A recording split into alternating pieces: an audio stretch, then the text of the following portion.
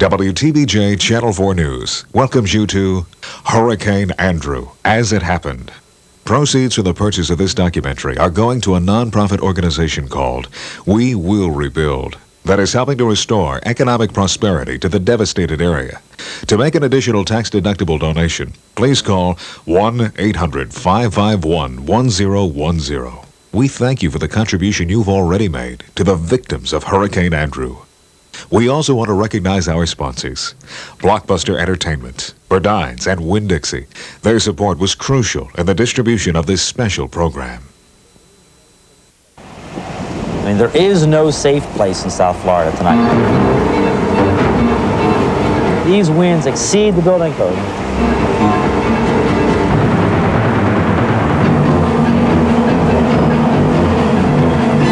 This is literally a painful experience. This sand is hitting us so hard that it feels like BBs hitting your skin. What we come out of our houses to tomorrow afternoon is going to be very frightening. You just had no idea. I had no idea that this kind of power was possible. It's just, you hear about it, but once you experience it. The wind was whistling a death wish to us, the sound of death. Everybody needs to be where they're going to be at midnight tonight. Midnight, Monday, August 24th, 1992. That was when we first began to feel the effects of the hurricane that would change our lives forever. I'm Brian Norcross. This is what's become known as the bunker here at WTVJ. This is where we spent the fiercest hours of the storm, hours that were terrifying for all of us here in South Florida. Midnight is also the time that many of you began to lose power, and with it your ability to watch our coverage on television. In the next 2 hours, we're going to relive Hurricane Andrew as it happened. And we're going to begin on Tuesday, August 18th. At that time, we were tracking what was then just a tropical storm.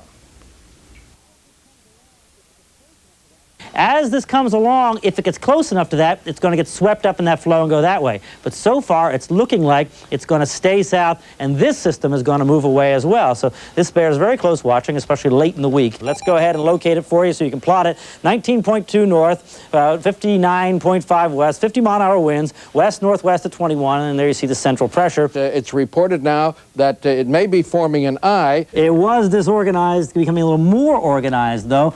And the question is it a threat to us? It's only a threat in the sense that it's not that far from us by the way these storms go. We are expecting the storm to start turning on a more westward track similar to this. If the storm continues on this path, and it is heading right down the pike of due west at this point, we expect that the storm is going to be in our neighborhood here by early in the day Monday. A hurricane watch is now in effect for South Florida. As you can see, it is almost 2 o'clock in the morning, and here at Varadero on Coral Way, every single one of the cashiers is busy. They've been busy all night. We're low enough for a couple days, 3 days at the most. And we strongly recommend that they follow the law and evacuate. It's for their own well-being. This is serious.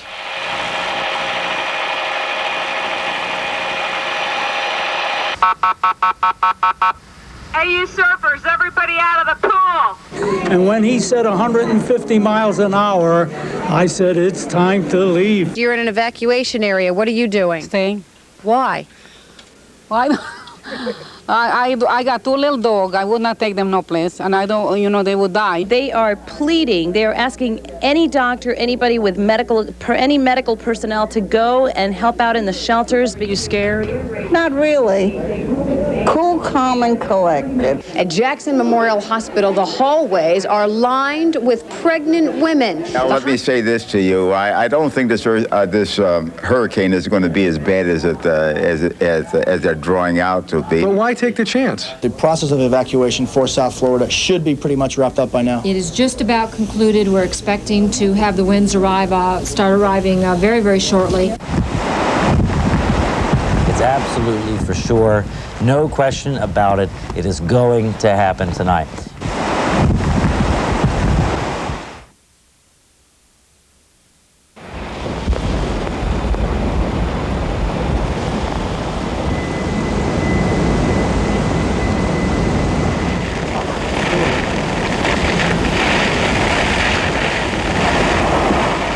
at this hour. The center of the hurricane is located about 40 miles due east of Miami. And it is a big hurricane. What do you think is going to happen to you when it starts blowing here really hard in a few hours? I'd say the wind's going to really blow friggin' hard.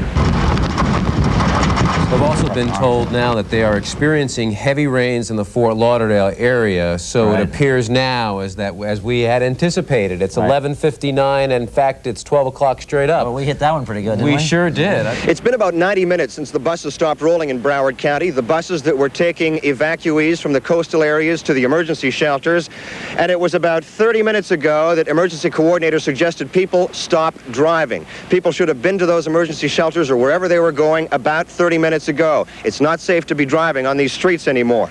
Standing on the beach strip in Fort Lauderdale, it's about 7 or 8 hours before we will feel the full strength of Hurricane Andrew, but already winds are 30, maybe gusting to 40 miles an hour. It is starting to rock and roll out here.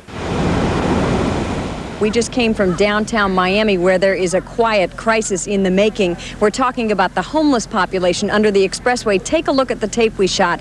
There are dozens and dozens of people still camped out in their little cardboard shanties.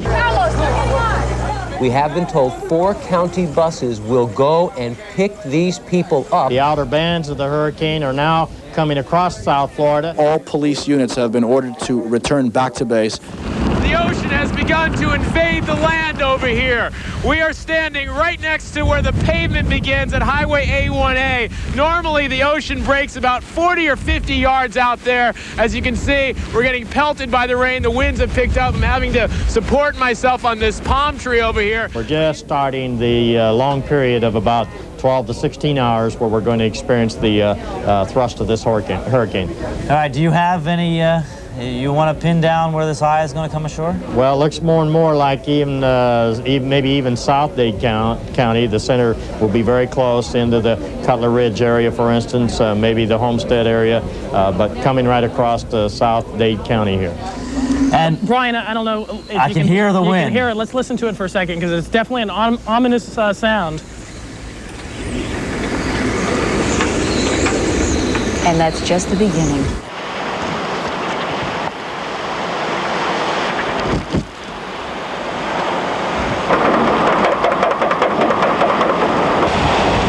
And here are the effects of Andrew as he begins to arrive here on Miami Beach.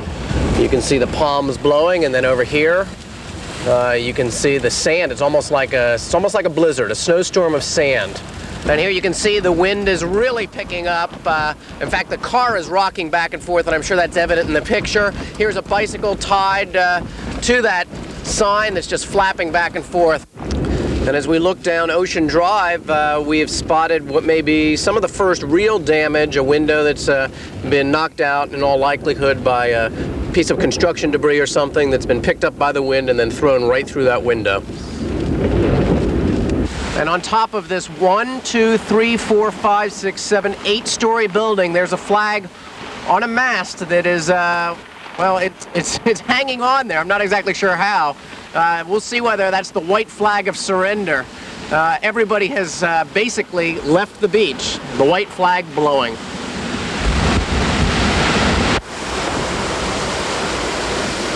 What is it like out there right now, and are you feeling a little concerned for your safety? Not really. It's an old building. It's been through a lot of hurricanes. We've got a wind meter inside, and we got 106 so far miles per hour. We're looking at downtown Miami, and every once in a while there's a brilliant burst of lightning that just fills the sky, and it's sort of an aquamarine lightning that just fills the sky. Well, here you can see the water's just whipping up, the wind is whipping up, the surf is just coming right across the front of our car. We're on the MacArthur Causeway, and the reason we can't get off the MacArthur Causeway is because as we turn over here, let me take the window down. I'll turn it down just for a minute. There you go. There's a tree that's down blocking the road. Just listen to this wind. I'm going to hold the microphone right up to the open window.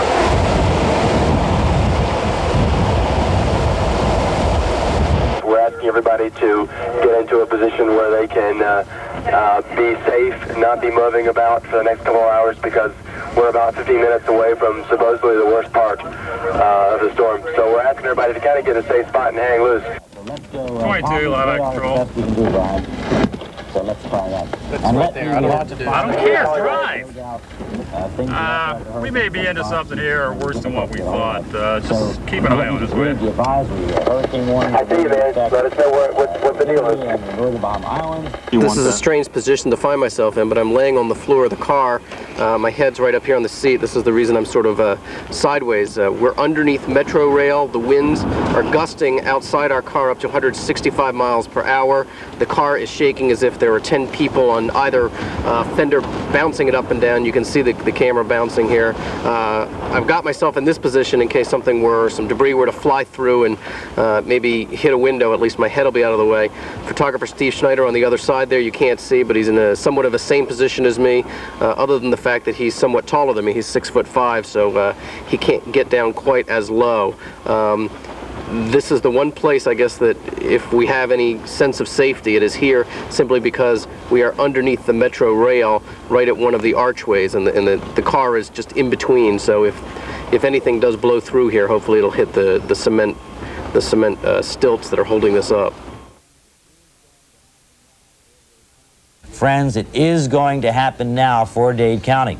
Now, once the storm goes even further inland, this intense part of the storm is going to go through Coral Gables, and it's going to go through Coconut Grove, and it's going to go inland into the Kendall area, and it's going to be very, very bad all the way west, as far west as this county goes. We have just been told that some people in Dade are beginning to lose power. Whatever dumb luck we had has ended here. The power just went out throughout all of this Hallandale area. And that means that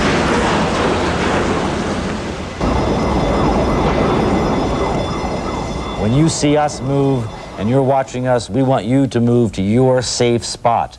I'll tell you what, maybe, Raphael, you could find a couple batteries here to bring in here as we go in here so that we don't run out of power. Although we're going to, I guess Tony has a mic in here that we can use no matter what happens battery-wise.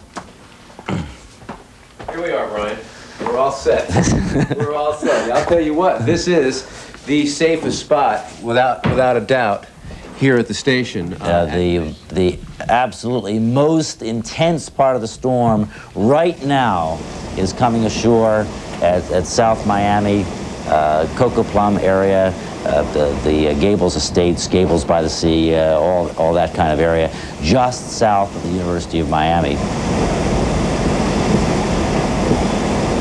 Do not think that you are in any way safe if you have not hunkered down and got that mattress over you, friends. This is the time to do it. Get to that interior closet, get a mattress over your head, get your family in there, and just wait this thing out. And Kendall? Storm shutters have blown off, trees are down. Fences down. Fences down. The eye is just coming ashore there in Cutler Ridge. We have no Miami radar, so we can forget the Miami radar. It fell off the building. All we can tell people is hang on.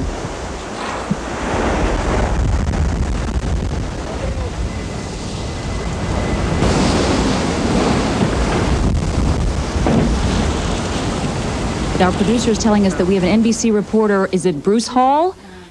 Bruce, go ahead, please. All right, a couple things from the outside area of your building that you may not be aware of yet. You've lost a satellite dish out here. The fence that is around is now disappeared. What you're getting is a very hard driving rain that is coming in with gusts of wind. It is throwing a lot of debris and material around. To do this, I have to have another fella hold me here because the wind and the gusts just about pick you up. And that is the way it is. I've been through a number of hurricanes in a career with going through these storms, and this is among the third or fourth worst that I've ever been in. That would compare with Camille, Hugo, and Frederick, which went into Mobile in the mid-70s. Bruce Hall, this is Brian Norcross. Can you hear me? Yes, I can. All right, let me tell you that we can tell you with assuredness that here in downtown Miami, we are not in the intense part of this hurricane. The intense part of this hurricane is 10 miles south of us and covering the rest of Dade County to the south. Well, I don't know if you heard the report. We had Dr. Sheets on as they're trying to survive the storm at the Hurricane Center at this point. They had 152 mile-per-hour gusts and here we're estimating we're experiencing something on the order of 80 to 90 mile per hour winds in downtown Miami. So that's the kind of difference we're talking about. And it is a very significant difference. And while you are talking about winds of 80 to 90 miles an hour right here, and you're protected by some buildings occasionally in the downtown area, right, once you get up to 150, that is a major difference. And we can tell the effects of that as we see the wind and the rain and debris come through the area. And you can tell in certain areas, probably to the south as you indicate, it's got to be a lot more severe than this. Well, I can tell you with absolute assurance, we have people that have died. I mean, I say that just because we know what the weather conditions were like, and anybody there would not have survived along the bayfront in South Miami with those kinds of winds. Gee. I tell you, Bruce, you better get in. If you're out there for our sake, please come on in. You've made your point, and we certainly appreciate it, but we have no further need of your services out there. As Andrew's eye moved across South Dade between 4 and 6:30 that morning, windows shattered and roofs were torn off. Amazingly, even as their homes were coming down around them, people called in to be our eyes and ears and to find out if it would ever end. What are you experiencing out there, Ken? Well, Brian, we've had nothing but continual, relentless wind. We've had no lulls. We've had continuous wind. Right. I'm sure your power is out, right? Yeah, we're watching you on a battery-powered radio. Battery-powered television? Yes. All right. Obviously, your phone is very, very weak. Okay.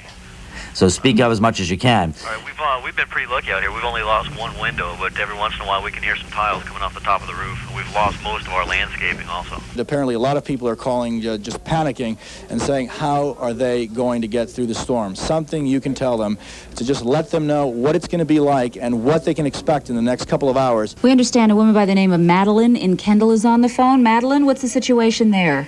Okay, we have a window broke in one of the rooms, and the door is closed, and they're trying to hold the door back because it looks like it's all going to cave in.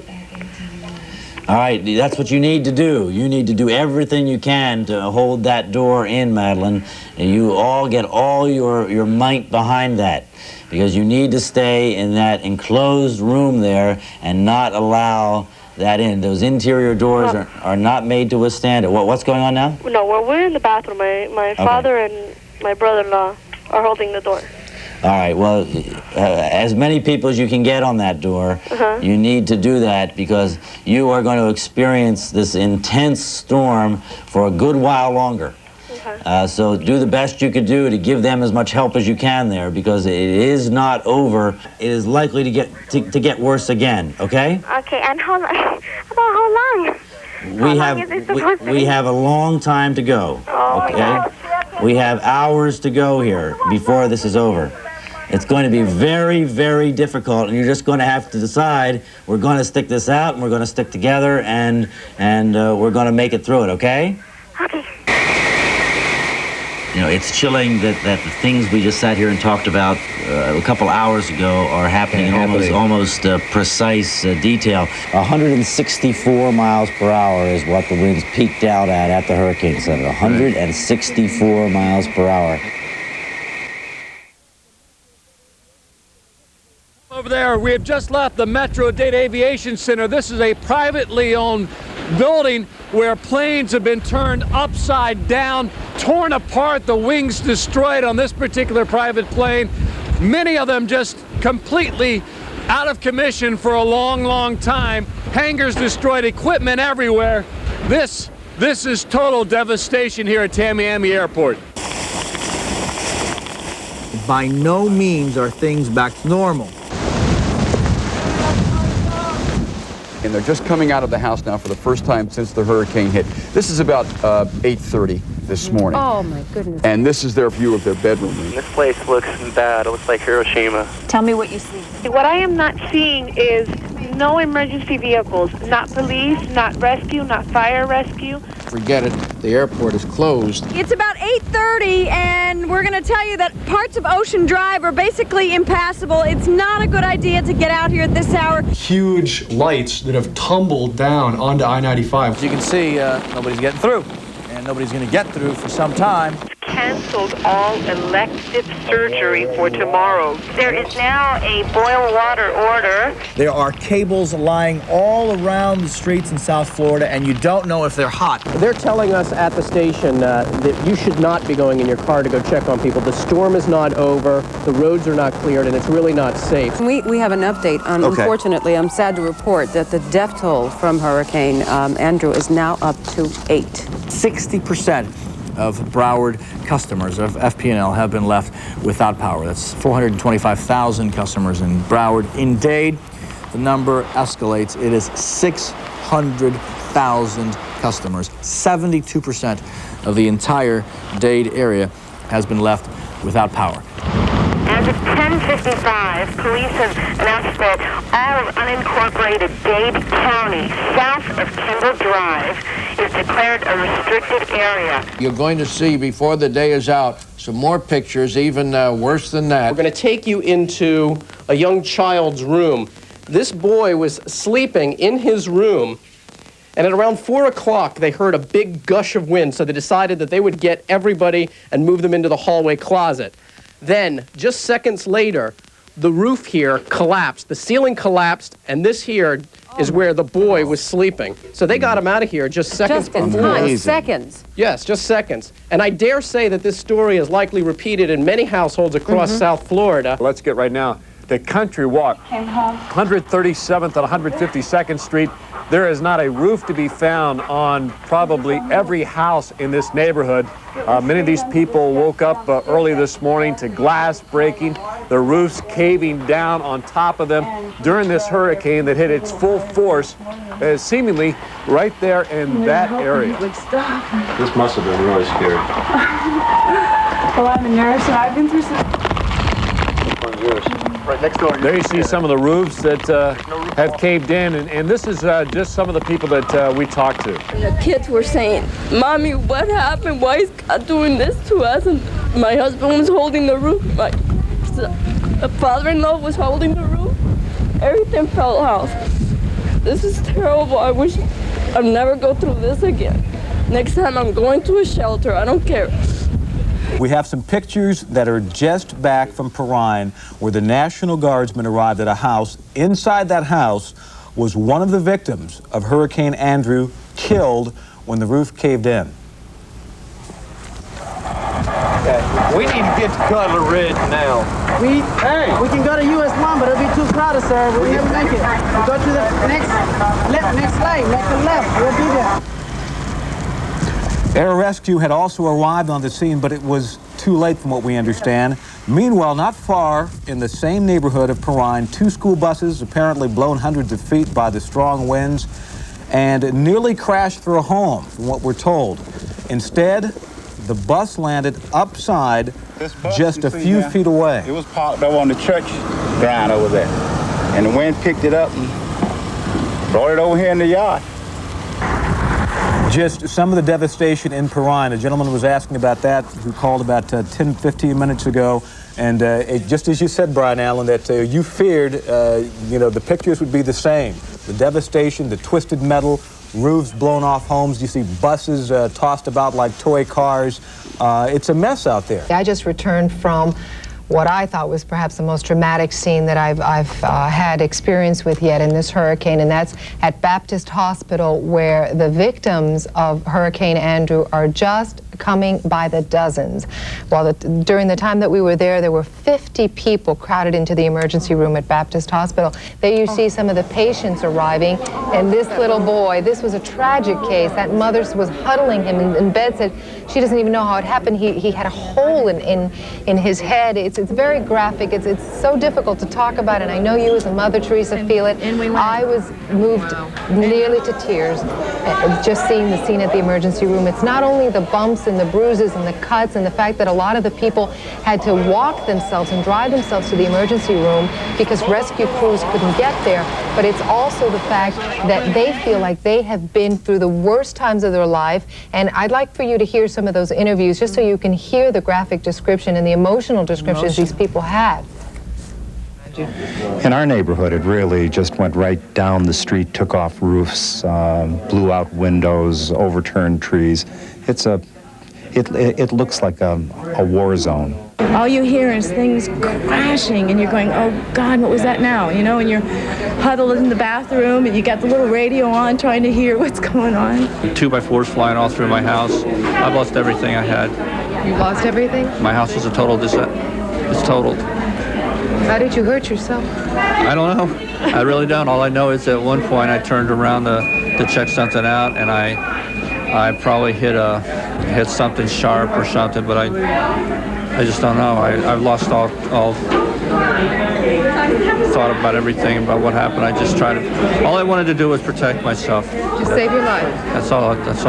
There were many residences like that where the roofs had simply been blown apart by this hurricane. Also, in the same neighborhood, we talked to a young couple and their daughter about what the experience early this morning was like. It was absolutely terrifying, especially when we heard like the tiles coming off the roof, and you know, so tempting to look outside and see, but of course we didn't. We had everything pretty well battened down. Where did you sleep? In the closet, and the fence flew down. Tell me what you were thinking last night. That our house was gonna break. Your house kind of did break. Yeah, kinda. But what was it like sleeping in the closet? What we do? We went what? Camping. Did you go camping? That's good. Camping in the closet. And when you were scared, what did we do? Hold hands. We sat in the closet and held hands. Well, they held hands and they went camping in the closet. I guess that's probably for a 4-year-old the best perspective for what a hurricane's like. Fortunately, she and her family did just fine, as did most of the folks in this neighborhood. A lot of damage, but very few injuries and no deaths in this neighborhood that we know of. Once we can get Sky 4 up in the air to really start to focus in, you're really going to be surprised by how much damage there really was. We understand right now we can perhaps get the first look at what's going on up in the air from Sky 4. Rob Pierce, are you with us right now? Yes, I am. We have Buddy McKay on board the helicopter with us. Also, Linda Shelley from, she's the head of the Emergency Operations Department. We're going to look to show you some of the devastation down here at the Dayland Trailer Park. You can talk with both Buddy McKay and Linda Shelley and ask them questions. Mr. McKay, I saw the wide shot, the wide view just before our photographer Rob Pierce zoomed in on some of the tops of some of these buildings.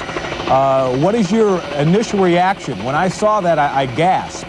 Well, we've been gasping also. This is incredible. It has just flattened this area. I had seen the other surrounding areas, and clearly there's been a lot of damage, but this can only be described as total devastation. President Bush, as we have made an announcement earlier, is going to be arriving sometime around 5 o'clock this afternoon at Opelika Airport. What is the governor going to tell President Bush? Well, I think all President Bush has got to do is take a look at this. Nobody will have to tell him anything. This is absolute devastation. If they're going to declare any place in America a disaster, it would have to be this one. There are concrete telephone poles lying on the ground, and there's just nothing but little bitty fragments of what used to be mobile homes. Okay, Rob, do us one last favor. Just give us one last look of this area. And is the devastation as far as you can see with your naked eye?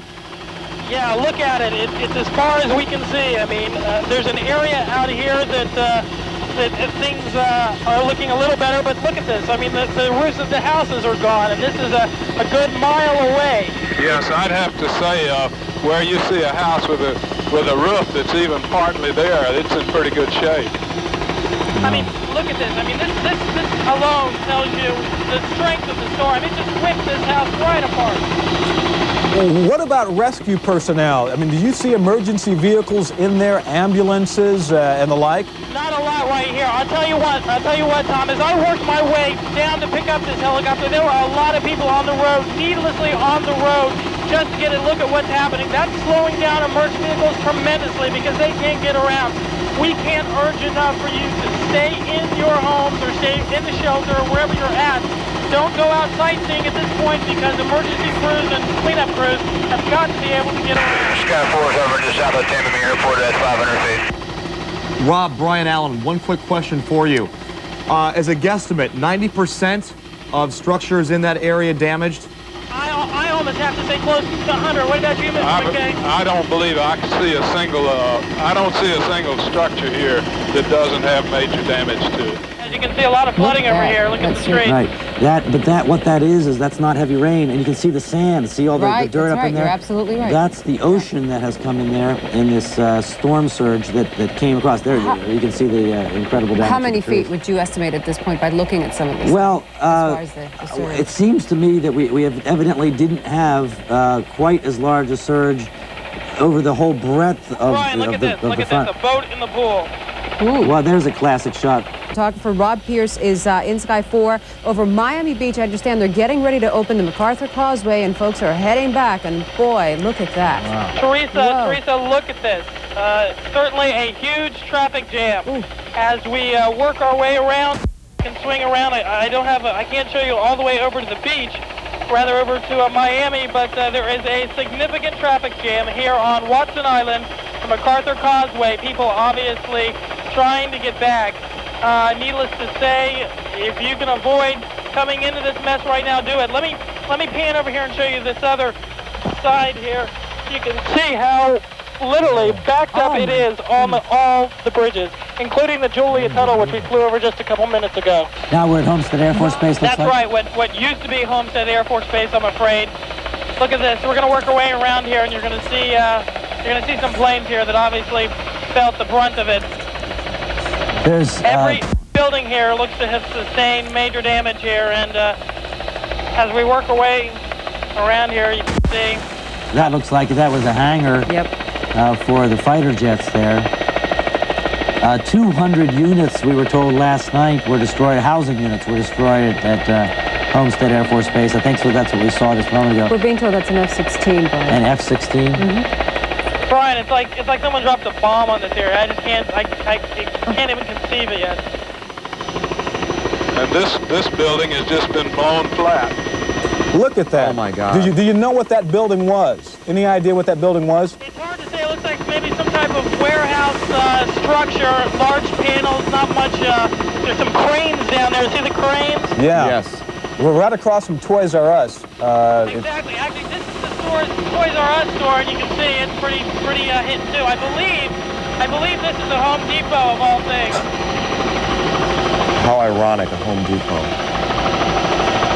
Rob, your impressions. Were you prepared for this much devastation when you went up? Absolutely not. I was up through the storm all night last night in downtown Miami Beach, and I never expected this. You know, we're going to move around here over here and look at this. My God, I can't believe this. Lieutenant Governor McKay? Yes. Your gut feeling right now as you're flying over this area, sir? This is just absent a war. I can't believe this kind of thing would happen.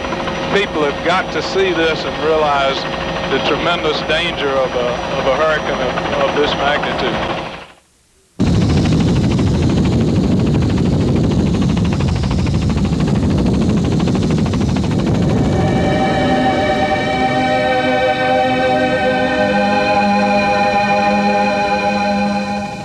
Very emotional. We were in an open helicopter, so it was very clear to see. I did not see any home, not one home south of Kendall Drive that didn't have damage to it, extensive damage. There were numerous homes that were down to the ground. Most of the homes had roofs were gone.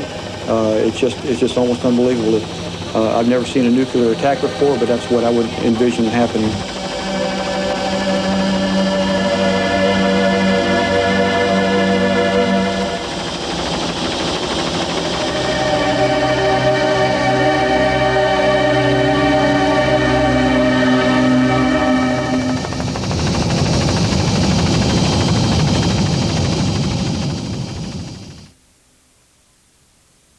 Okay, we've got some video now of Hallandale Beach. We can show you some of the damage there.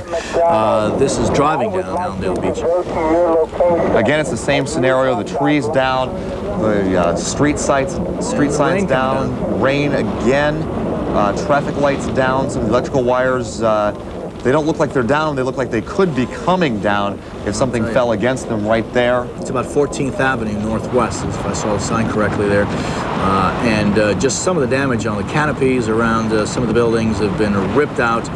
Some of the phones have been actually dented around. And some of the stop signs are down on the street, and some of the fish are down on the streets as well. So I think that was more likely from storm surge from anything else. I'd like to have, if we have any more photographers going out like that and they find a fish or something like that, if we could try to get a relationship shot to at least show from the edge of the water as to where they find it. Yeah, that's because we're still waiting for some storm surge information. So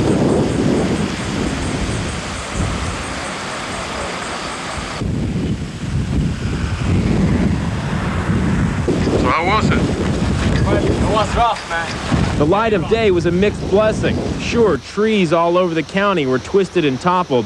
Traffic lights crashed to the ground at dozens of intersections. A1A was flooded with water, sand, or construction debris. It's all ugly. But Broward residents only need to look south. The devastation in Dade County reminds them Broward dodged Andrew's bullet.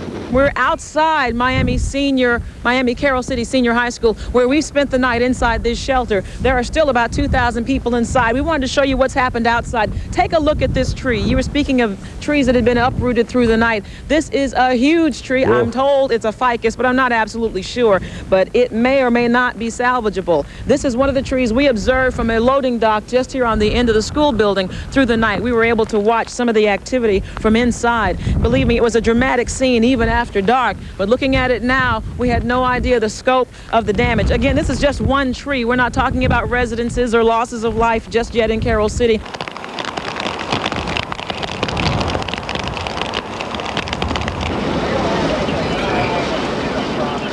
Surprisingly, damage in North Dade was limited to downed power lines and uprooted trees. Residents there say Andrew made an impression on them, too. I looked through the window, but I didn't come out at night. Because I thought I had like a lot of damage on the fence, but it was just like busted open. So I can kind of repair this myself. I got a lot of down power lines. Right here, watch those. Then the trees. I had just gotten out of the in bedroom and moved to an inner bedroom. And then I heard the boom. In some places, Andrew's wrath was more apparent than in others. Here at a strip mall at Southwest 184th Street, the hurricane tore the roof off the building, leaving thousands of dollars worth of merchandise exposed to the elements and to looters. Even though the hurricane wiped out plenty of real estate in Southwest Dade, we found one woman who lost her home but was still able to put it all in perspective. What are you going to do, you know? I mean, it's like everything. I lived there all my life. I was born there. I mean, it's like pictures came off the wall, portraits, family pictures. Everything is just, you know, nothing. All the couch is in the pool. For the record, Smallwood admits she has homeowner's insurance, but she's especially pleased to have survived the big one with her family, if not her home, intact. We don't have no clothes over here. We're trying to see what we can get now. Many people who live at the Quail Roost Mobile Home Park in Southwest Dade returned today to see what they could salvage. People like Nayurka Fernandez. I just wanted to know what's going to happen to the people that don't have anything, that now they're like practically on the streets.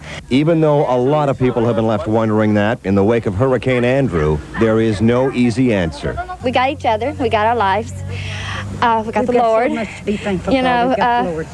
There's people that lost their lives during this. This house is on 197th Avenue, just west of Chrome Avenue. Let me tell you what happened here this morning. When the storm hit at about 5 o'clock, there were a dozen people huddled in that home. The home started to come apart.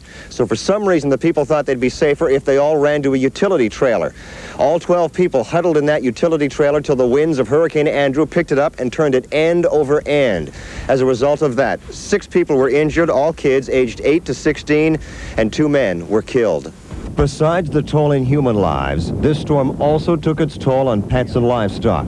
We saw some horses roaming free, some stuck in the mud, some that didn't make it. This is one of the westernmost sections of Dade County. This overturned truck here is testament to the strength, the ferocity of Hurricane Andrew. Here's another overturned truck here. Behind me are the fields where migrant workers in this area pick beans and strawberries. We've seen a lot of migrant workers who are homeless, who are wandering around. They don't know where to go. Now, in town, they lost power lines, they lost roofs, but out here, they lost entire buildings. Well, it sounded like a freight train coming through here. And in more cases than not, what used to be a building is now a heap of metal and wood. We just had to scuttle into a hole and just grab a hold of the kids. I was even going to tie them down. We didn't even have a chance to tie them down. I'm a skydiver, and I know what it is to do 200 standing on my head. And the winds that were whistling through his house when the back room blew out at 4:30, 5 o'clock this morning, I figured we had 150 miles an hour wind blowing through the house. It will take a while, but the people who own and work the farms and ranches in this area will start over, and they'll never forget the hurricane of '92. It actually just bent the metal bars in from the force of the wind. You know, it just actually bent the metal bar, twisted it like it was a piece of plastic. That's where one of the lights was. It like sucked up through.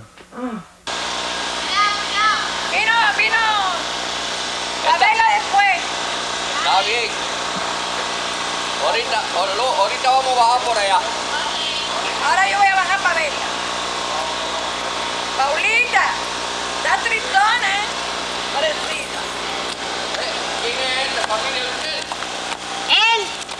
A man was holding his daughter very close to him, and through the window a piece of plywood fell and hit her directly and killed her as the man had her in his arms. It would be terrible if some people had decided not to leave, because I don't see how they could have survived this. It's terrible.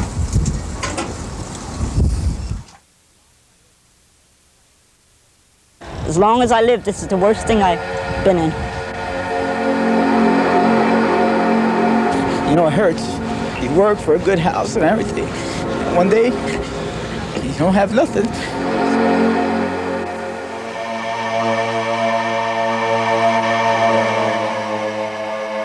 This used to be all trees and shade and everybody happy and peaceful. It's like a bomb hit here or something.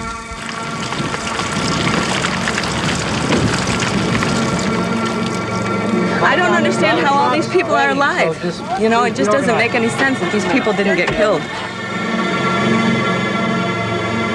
She wanted to run out the door, and I grabbed her and said, baby, you can't go out there because if you do, you won't make it.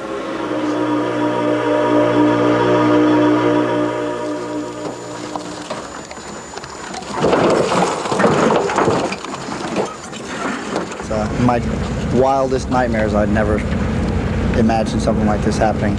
We decided to get up the courage to open the door, and I opened it. And I pushed it a little bit, but the power from the wind was so strong. And I looked up, and all I saw was the sky.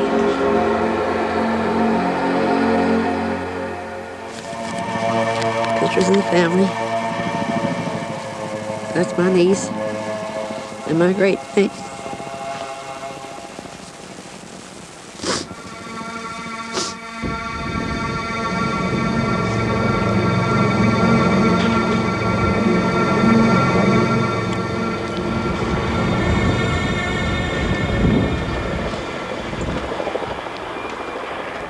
When the storm got bad, about 4 o'clock, I noticed that the glass doors began bending about 3 inches.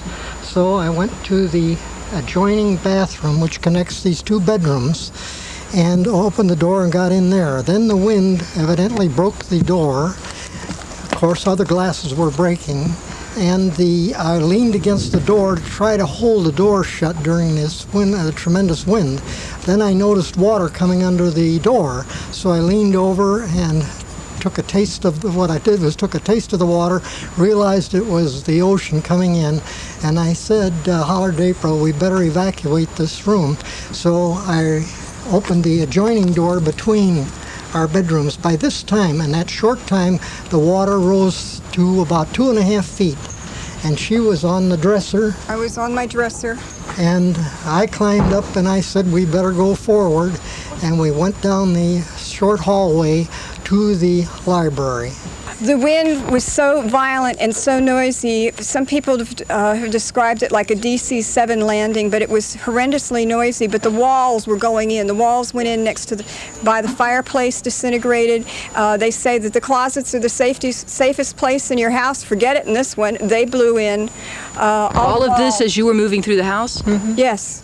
And By that time, the water was over 4 feet and climbing rapidly, so I went over to the windows, start breaking out the windows right there to give us some possibility of escape. But the water was coming in and rushing out so fast that doing anything was impossible, and it got to be 6 foot deep, which is a half a foot over my head, but I was climbing on rubble to stand up, and she was on the... I've started out on furniture that was floating and trying to keep the furniture away. Elliot had grabbed a life ring that he had in his bathroom for his sailboat, and I had taken a vest off of my dinghy and decided during the storm I'd better get dressed, and I better put the vest on. So the vest held me up, and so I didn't want to leave him right away, needless to say. And one of the things that's very strange is you watch all your furniture going past the window. Outside? Outside Over here, you saw it washing past? Washing past. How did you feel when you emerged from this house and you saw this scene around you and knew you'd survived? We are alive. Where were you when the roof blew off? We were in the bathroom then. That was after it got really bad. And this is where I spent the worst portion of the storm. And my contact was the radio, and I listened to Brian Norcross, and the information that he gave me was so important. It's very, very important to have that voice to tell us, to guide us through. It's a very frightening experience, but to be able to know that what's coming, to know, is so important. And that's what brought me through. It was like I was not alone. I had a voice in the wilderness. And when you said you guys were leaving the studio, we moved right along with you out of our bedrooms into the hallway. And the most frightening experience of my entire life. I mean, we were praying out loud that we would be alive the next morning. We were hunkered down in the kitchen area back here, trying to wait for the storm to go by, and the front part of it came by and off went the roof. So we whisked out of there and went to the back bedroom, and fortunately the roof stayed on back there. We went with the mattress overhead and a chest of drawers against the door and held it that way, and that's the way we set the storm out. And we were under debris for 6 hours. So you were actually buried in your house? We were buried under the litter. We could hear a house just being totally destroyed, everything in it flying around, winds going, and I was like, God, just please don't let us die in here, you know? And you didn't? No, we didn't. We made it. Thank God we made it. You're laughing through this. How can you be laughing when something like this? I don't know. How can I do it? I live here. I can't do it. Were you inside when the... No. I left the last the tire happened. Right. Yeah. At least you're alive. All my life happened the house like this, and now no more. I don't know how to do now. You have insurance though, right? Yeah, I have insurance, State Farm insurance. Yeah, I think he can help me. They can help me. It's terrible. Yeah, it's terrible. Yeah, 100%. Yeah. We can use it. All the stuff just blew out on the side here. Yeah. Yeah. You can move up there. Yeah, easy, okay? Yeah.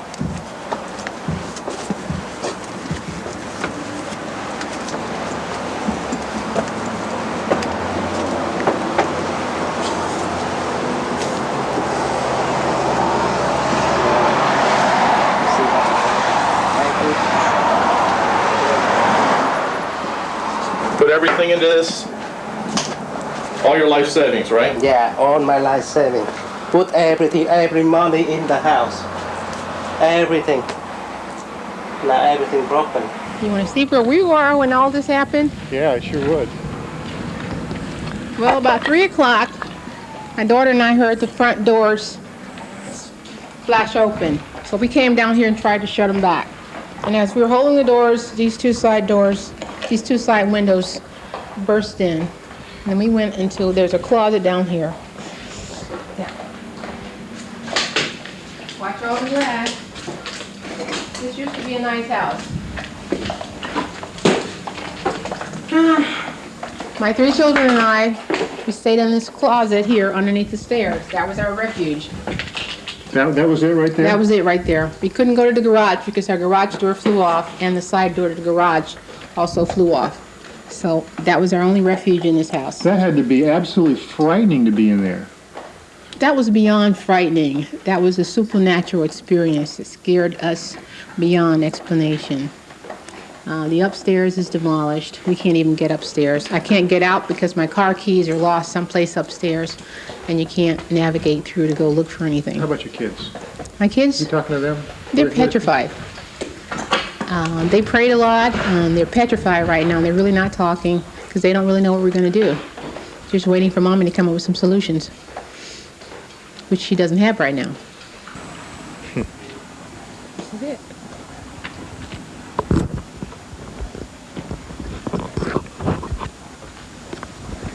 Not exactly the American dream, is it? Well, it's the American dream destroyed, which is even more of a letdown, to have the dream and then to lose it. Be better not to have had it already.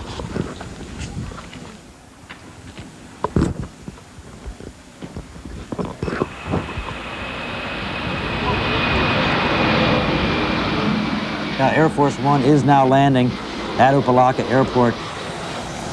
President Bush took time out from his re-election campaign in Connecticut to fly to South Florida to personally see the damage caused by Hurricane Andrew. The president arrived aboard Air Force One at Opelika Airport and climbed to a Jeep Cherokee at the airport. They just arrived here at the Cutler Ridge Mall. He's in. He should be getting out of his car right now, coming up shortly here. You can see the motorcade just pulled in. Obviously, he wants to tour this area and get a look at what's going on. He was accompanied by U.S. Senator Connie Mack and the chief of the Federal Emergency Housing Administration. Among the devastated areas, Bush stopped at Cutler Ridge, where he promised federal help. People of Florida who've been hit awful hard, you are going to make it, and all of us want to help. Now that you've very moving experience. I would have been. Damaged or destroyed businesses, and we've seen tons of those on the way down, are eligible for loans from the SBA, the Small Business Administration, and flood assurance may be available. And I am ready, if necessary, to move in units of the U.S. Armed Forces to provide any emergency services. The governor has the National Guard out. He's expressed full confidence in them.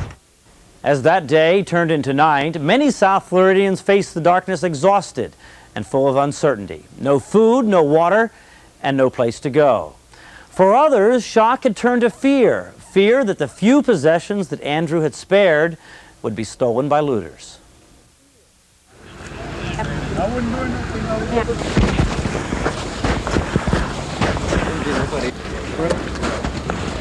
This is certainly where the worst of the destruction is, here in Cutler Ridge in South Dade County. Behind me you can see a Specs record store, which is completely demolished by the storm. Over here is a Holiday Inn that, as you guys have been saying, looks like it's been air bombed. That was Governor Child's words. Looks like a war zone. In fact, it is a war zone here. You've got the National Guard, some 1,000 troops here in South Florida. And they're here for a reason. Let me show you for just a moment, and I'll just wait to tell you what this is. It's a confrontation between a suspected looter and the National Guard. Stop fighting. Stay down, man. Take the gun. Get the gun out of here. Get the gun away. Stay down. Hey, hey, hey. Hey, don't give me the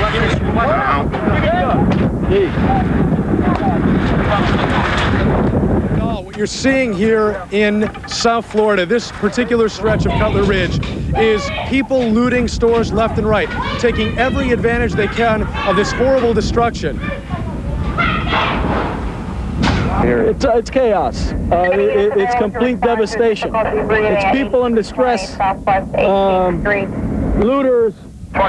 They assault our vehicles, they assault the police vehicles, they call us out to assist. Some families are in desperate need, but then we get there, we interrupt the scene, and it's just mass chaos. It's devastating. No, come here. What are you doing? Hey, it's everybody over there. Yeah? Everybody's lootering, man. Why are you looting? Hey, I don't know.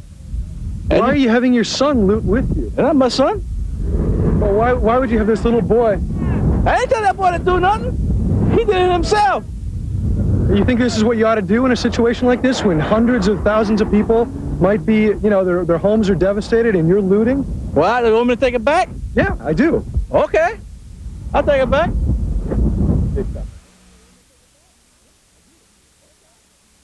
A curfew is hereby immediately in effect to last until rescinded by further order from 7 p.m. to 7 a.m. for the entire area of Dade County, Florida. Curfew goes into effect. What are your orders?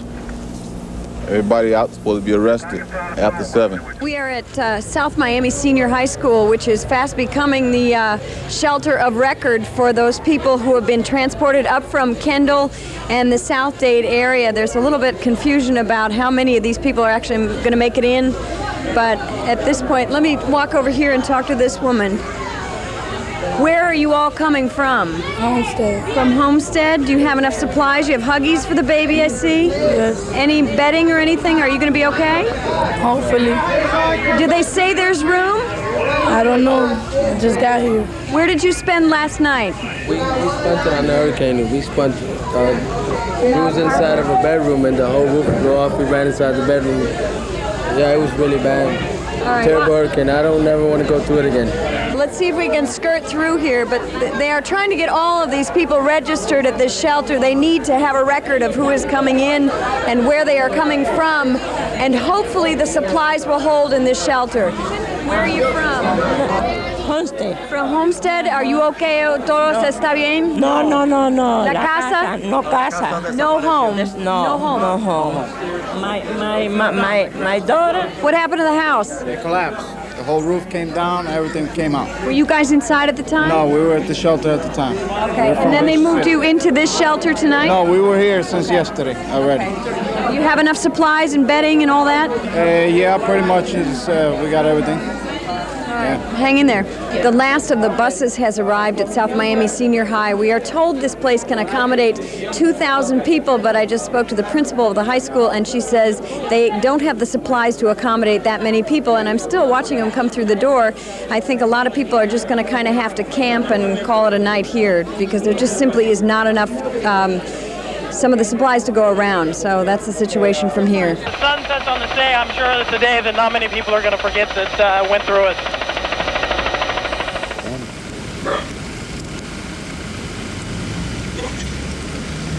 Must have been right behind us.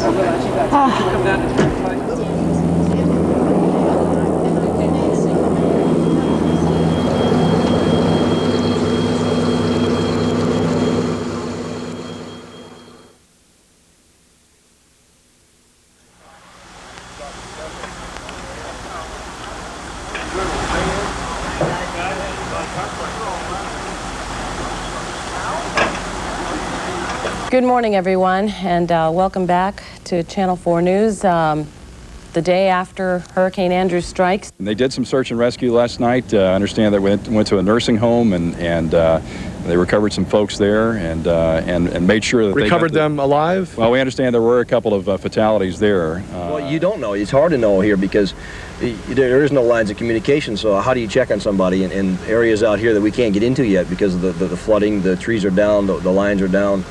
Telephone poles are across the roadways and you can't get to them, and so it's just a matter of time. We've been up in the air and searching and stuff like that, so you don't know what we've got to look forward to yet. Go find him. Check it, Sam. Get in there. Right now we're checking a pile of rubble. It looks like it was probably either a bathroom or maybe part of a kitchen, which is an area that a person may have been in when this occurred, and waiting for the dog to give me an alert and to show that she smells the scent of a human. Or a lot of times it's the scent of some clothes that were freshly worn. Check. Good girl, check. As every minute goes by, if there's somebody that's trapped, and somebody that's injured, their health's going to possibly get worse. So we're trying to use every possible minute and second that we've got to try to locate somebody that's injured and take them out and help them. Sam, check it out. Good girl. Easy. No, down. 12 confirmed deaths now just reported here at the Emergency Operations Center through Metro-Dade Police. 12 people dead now as a result of Hurricane Andrew. For those in the path of Andrew's most intense destruction, life had been reduced to the most primitive of conditions. Dade County, south of Kendall Drive, was a different world, a world so tragic, so bizarre, that it seemed unreal. It was a world that brought out the best and the worst in people. It was a world that hovered on the edge of anarchy, and where heroes walked every street.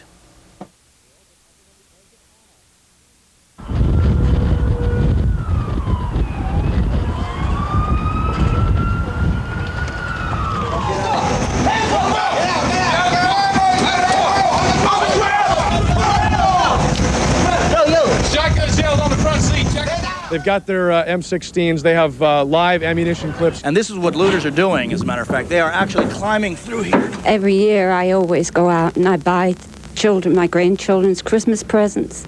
And I had them stored in the hall closet, and they stole everything. Looters who came in after the storm. And after the storm. As of this time, they're going to jail. We've kind of been lenient. Now we're starting to get serious. Stay here. You sit here.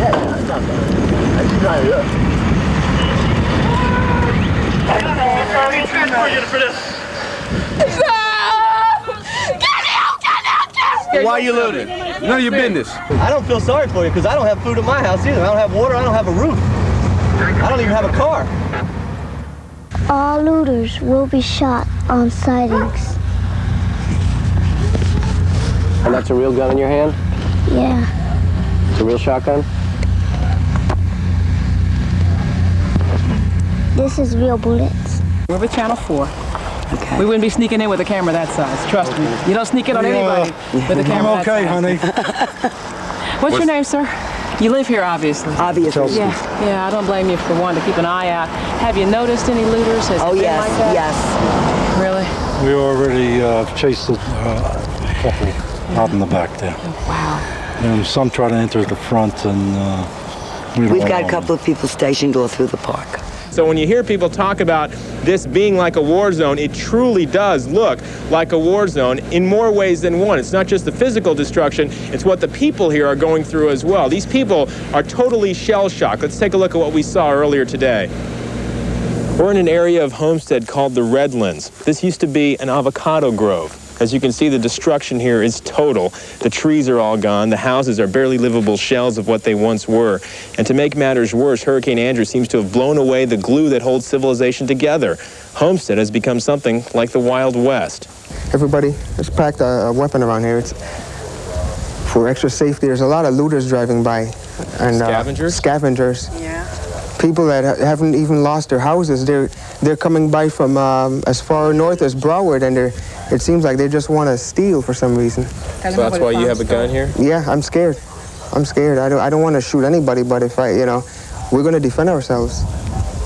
So you feel like this is the wild frontier? It's back in the 1800s. I feel like this is the planet of the apes. So you walk around with this all the time? Oh, I have. You show it to us?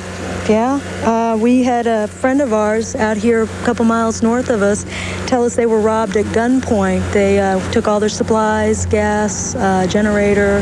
What's happened to law and order out here? I don't know. I'm scared. I really am. Where I'm used to having a big fence around my yard with my dogs. My dogs are sleeping in the house with us. It's real scary. This is the most terrorizing thing I've ever been through in my life as far as the hurricane itself, and then to worry about people coming into your property and having to fend for your life and your things. It's not right, and I don't understand where people think that they can come in and have no respect for other people's property or rights. These people are desperately trying to maintain a grip on the past, because the past means a normal, civilized life. The present means only destruction and fear. And we prayed, and we said, dear God, help us. Give us life, no more. Just give us life. Let us live, and let us be alive after this. In 1989, I left St. Croix, where I was born, the day before Hugo. And 3 years later, Andrew almost killed me. Yeah, I sleep with the gun right there. Flak jacket, some extra clips inside. And this is just for protection? You're that scared? Yeah, I'm scared. I got a banana clip in here. What would you say to people who would say, oh, he's paranoid? I would say come down and live in Homestead right now. This is a 30 rounds. I got another one in here. I would say come down and spend some time in Homestead, and pretty soon they'll be packing guns too. I keep thinking I'm going to wake up from this dream, and I'm not waking up. I haven't slept since the storm. It's horrible. The wind was whistling a death wish to us, the sound of death, like the Grim Reaper was right at the front door. I don't feel like living here anymore. I mean that, George. I wouldn't buy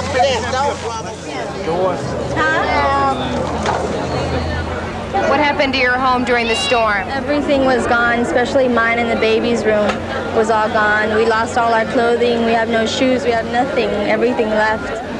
How's your son dealing with the situation? He's not doing very good. He cries constantly at night and the screaming. You know, at nighttime he gets very scared and he asks us to close the door.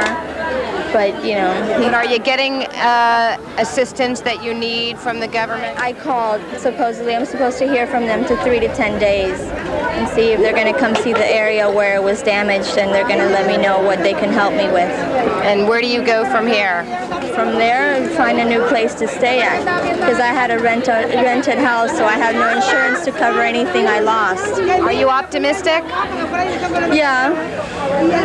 I just make the best of what I've got now. It's all I can do. Take it one day at a time.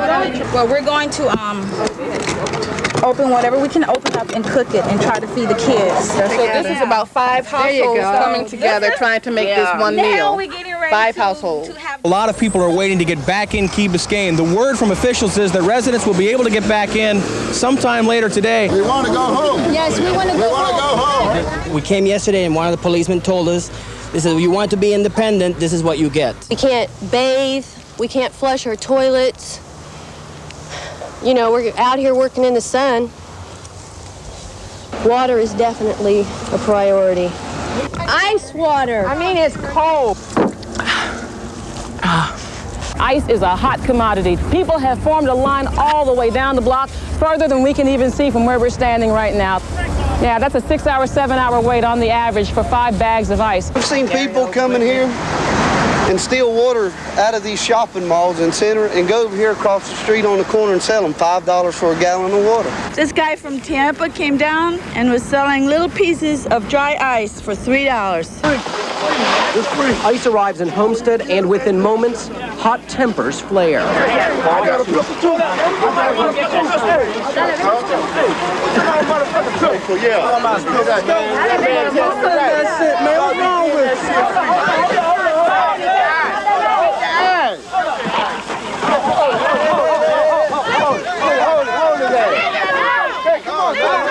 When these vehicles do arrive in your area, please don't mob them. Please act in an orderly fashion, or else they won't let us bring you anything else. Stop.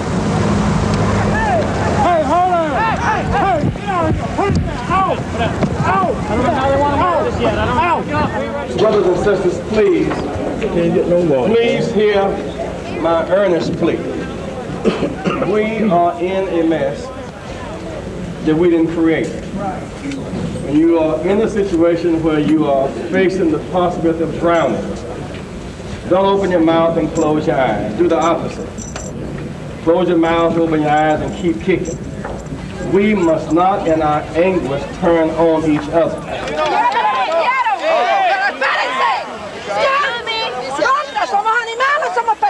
We've run out to call momentarily. There will be more later today. We need you to come back later, please. This is a real tough way to try and live. You got people scavenging, just literally scavenging. I'm sure they're happy to have all of this stuff, but you know, here in the midst of all of this, you've got kids scavenging for toys. But still, there's a lot of need and there's a lot of frustration. And as we've heard, if it wasn't for the National Guard and police, people would be getting shot. It's just that tense out here. There's already been gunfire.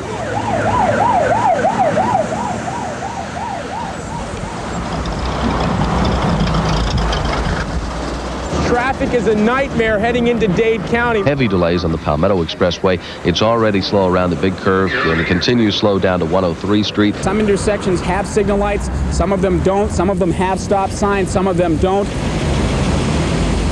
These are folks who want to head to the Keys, and we're estimating, and I'm going to be kind here and say that this is a 7-mile backup. It probably is longer. The county manager last night asked all non-essential county employees, ones who have not been assigned emergency duty, to report to our traffic control center.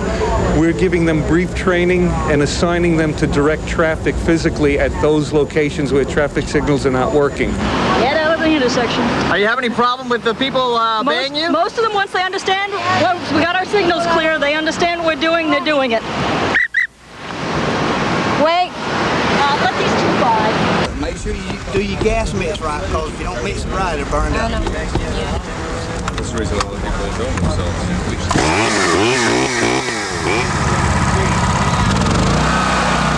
There are some people that are kicking us while we're down. By that I mean that they're charging way too much for the product or the service. We're selling generators, chainsaws, gas, and oil. Are people being fair out here, or are they gouging the public? They were gouging the public.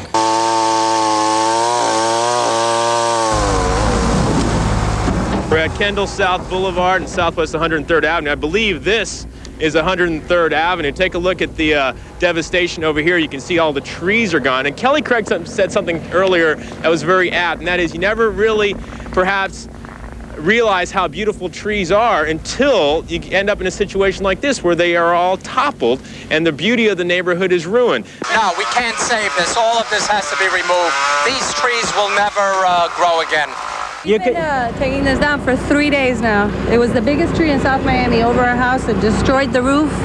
We're on Old Cutler Road now, where the canopied trees used to provide complete cover. You could barely see the sky, and you can see there's not much left of that canopy.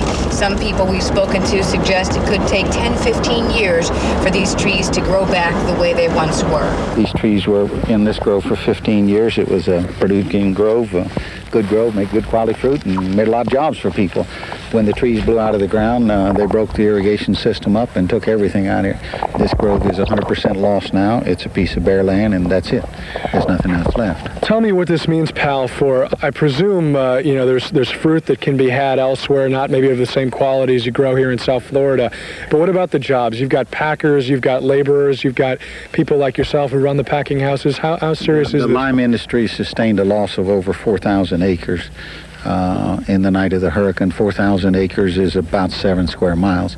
If you wanted to put that in terms of wages for people, there was a $10 million harvesting payroll lost that night that will not be here this year. And if you replant the trees this year, that $10 million payroll for harvesting won't be here. It will start earliest 4 years from now. We supplied 40% of the U.S. market in limes. We're out. The windfall goes to Mexico. And the consumers are out too, right? Well, the prices today are 3 times what they were 2 weeks ago. Tell me about your plant, because we looked at your packing house, and that sustained a lot of damage as well. It's like most of what I see in the residences in the area that I drive around here. If it was concrete block structure, it's still there. If it was steel or in some cases wood, it peeled away. We think what we have looks worse than it really is, and we're going to be in decent shape. We're a lot luckier than others. Bottom line, for the lime groves, for the avocado growers, for the agriculture industry in South Dade County, it's in pretty bad shape as a result of this storm? There are 3 parts of the agricultural industry. We've got nurseries, we've got fruit trees, and we've got vegetables. Except for a few tropical vegetables, nobody had any vegetables in the ground. That's a wintertime crop. They'll start planting next month. Nurseries are absolutely devastated. Groves have been hammered down for avocados, no real crop for 2 years. Mangoes, no real crop for 2 years. 2/3 of the lime industry, if you replant it, you start harvesting again in 4 years. So I don't know what's going to happen with the grove industry. The jury's not in yet. We'll wait and see.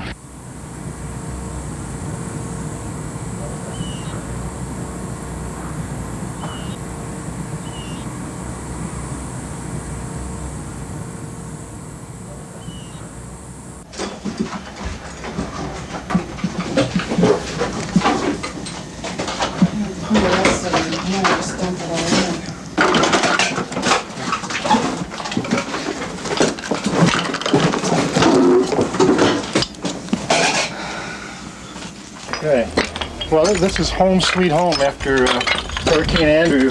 You know, a lot of this stuff is, you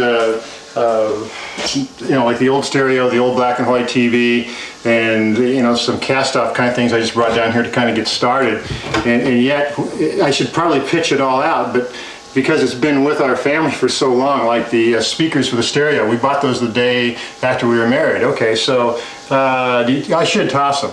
But then you go, wait a minute, it's been through a lot, and now it's been through a hurricane, and so of course I'm going to keep it. Thanks, Andrew. My daughter's radio, the box for my miniature car, and my wife's placemat. You know, stuff like that she'll ask about, so I got to have it. That's it, man. I'm gone. I'm out of here. Your neighborhood's been wrecked. So where do you go from here? Insurance. Has anybody from your insurance company? I see you've got Highlands Insurance up. They haven't been out yet. Not yet? Not yet. This is their chance to really show what they can do. They've been collecting the premiums all these years. Now what we expect them to do is show that what they're there for. It's time now to write the checks and get these people's lives back in order and get them some money so that they can start to rebuild. You filing a claim today? Yeah, I got a claim with Allstate, yes. How's that going? Well, they've been here for about 5 hours. We're still waiting. How you doing, Harry? You're next. Come on in. Okay, thank you. Yeah, they got one to go. We're at the Fountains apartment complex in Southwest Dade, where the tenants here have received a letter from the landlord demanding rent payments.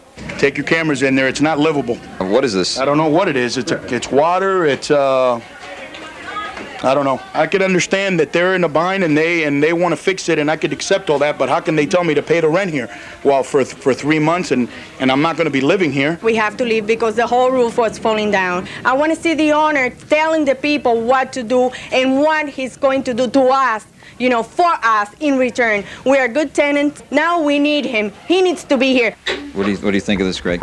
I don't like it. All of these people behind me are complaining about the situation here. I came back and look at all this. I lost everything. I mean, how can we pay rent when we're not staying here? Mm-hmm. We can't stay here.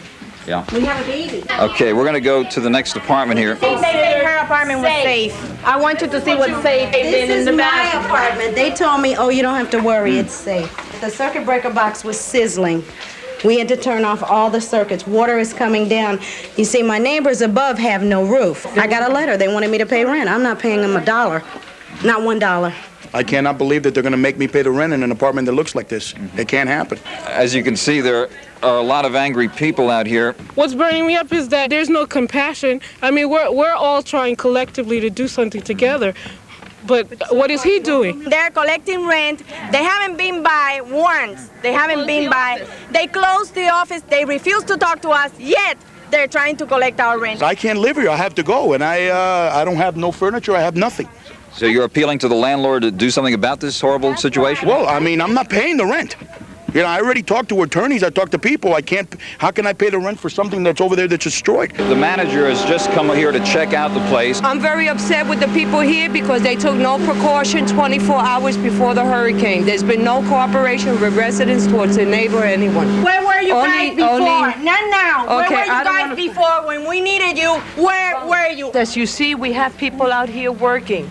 But what's happening right now, people are frustrated. They don't have renter's insurance.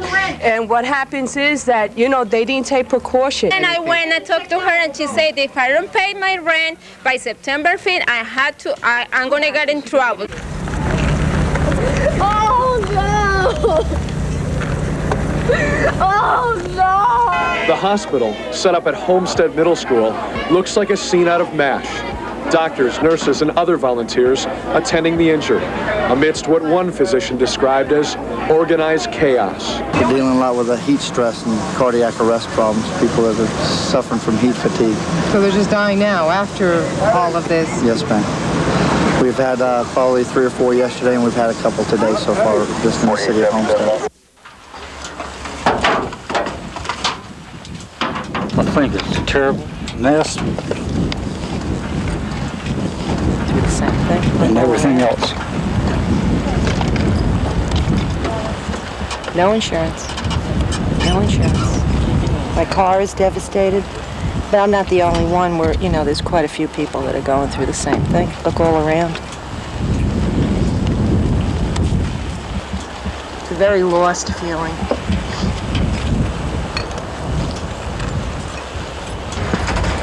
Boys, can you grab this stuff? Not much left. How did you feel when you came out here and you saw it for the first time? Just a terrible sense of losing everything that I had. Shock. My only comfort, I guess, is knowing that I'm not the only one that's going through this right now.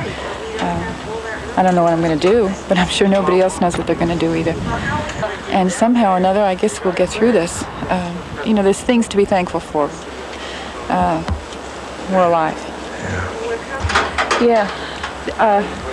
Nothing could compare with such devastation and such loss. I'm moving around like I think I know what I'm doing, but I don't really know if I know what I'm doing. I'm just trying to gather things that will maybe make the next couple of weeks a little bit more livable. I can't face tomorrow because I don't know what that's going to bring.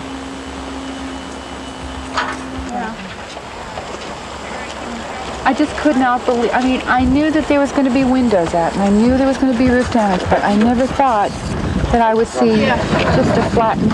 Well, they said that there were some tornadoes afterwards. Oh, that's where you're going, Port St. Lucie? Yeah, we don't have anywhere else to go. Neither one of us had insurance on the mobile homes.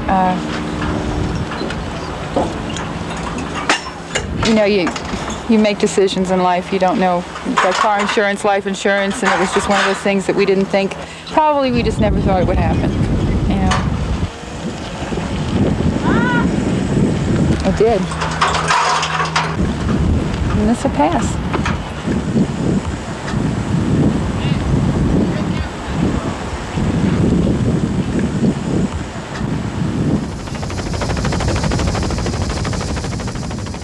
I have a 24-foot sailboat that I left on a mooring off Dinner Key, and I went out yesterday morning and it wasn't there, so I'm trying to find out where it went.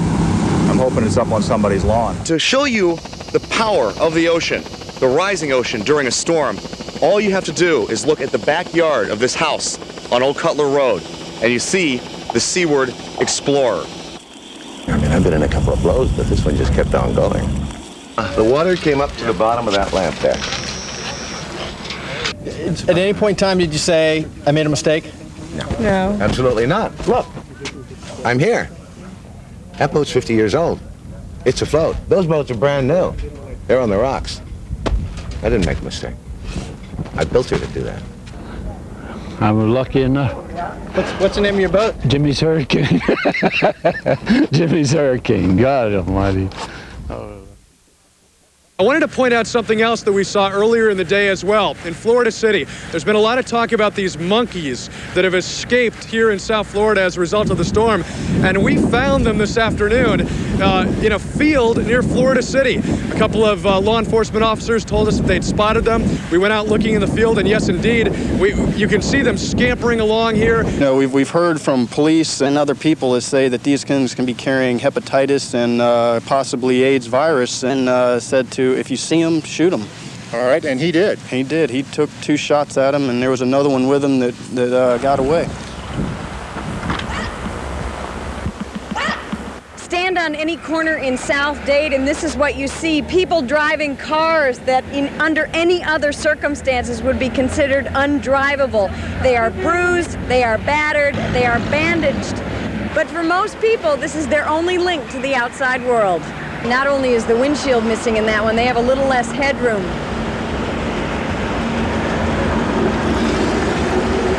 No back window either. The front end of that thing, that must have taken a tree. A convertible, no top, no front, not much left of that one. Look at this landscaping truck. Clearly something ended up on top of it during the storm. The guy barely has a windshield, though he still has a smile on his face. And the camper that he's carrying behind that thing obviously spent most of the storm on its side. That's a working vehicle. This blue van is now home away from home for Angelo Packard and his family. They've called this home since Andrew blew through town. This is now the dining room? Yeah, this is the dining room, the living room, breakfast room, the sitting room. This is the whole thing right here. You guys have actually been sleeping inside of here? Yeah, every other night we sleep in here, yeah. What's your apartment like? Total mess? Ooh, my apartment is total. You stand in our living room, bedroom, and look through everybody else's bedroom. Angelo and Sandra have an opportunity to relocate to an apartment in Pompano Beach, but that takes them away from family, from a son, from their jobs, and it's not something they're willing to do. So at this point, they'll stay in that van. Yeah, Jesse Jackson to come back and help us keep hope alive.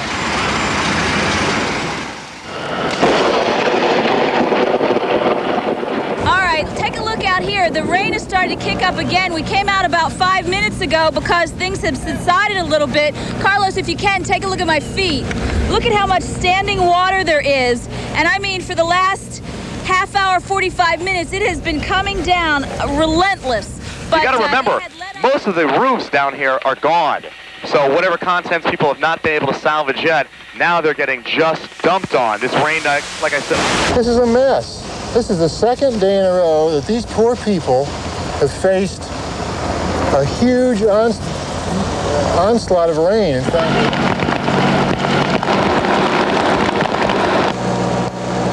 we do have a report of a man struck by lightning this afternoon. These pictures are just in. This happened at Chrome and Southwest 177th Street. We need medical supplies, we need water, we need non-perishable items, and a lot of prayers.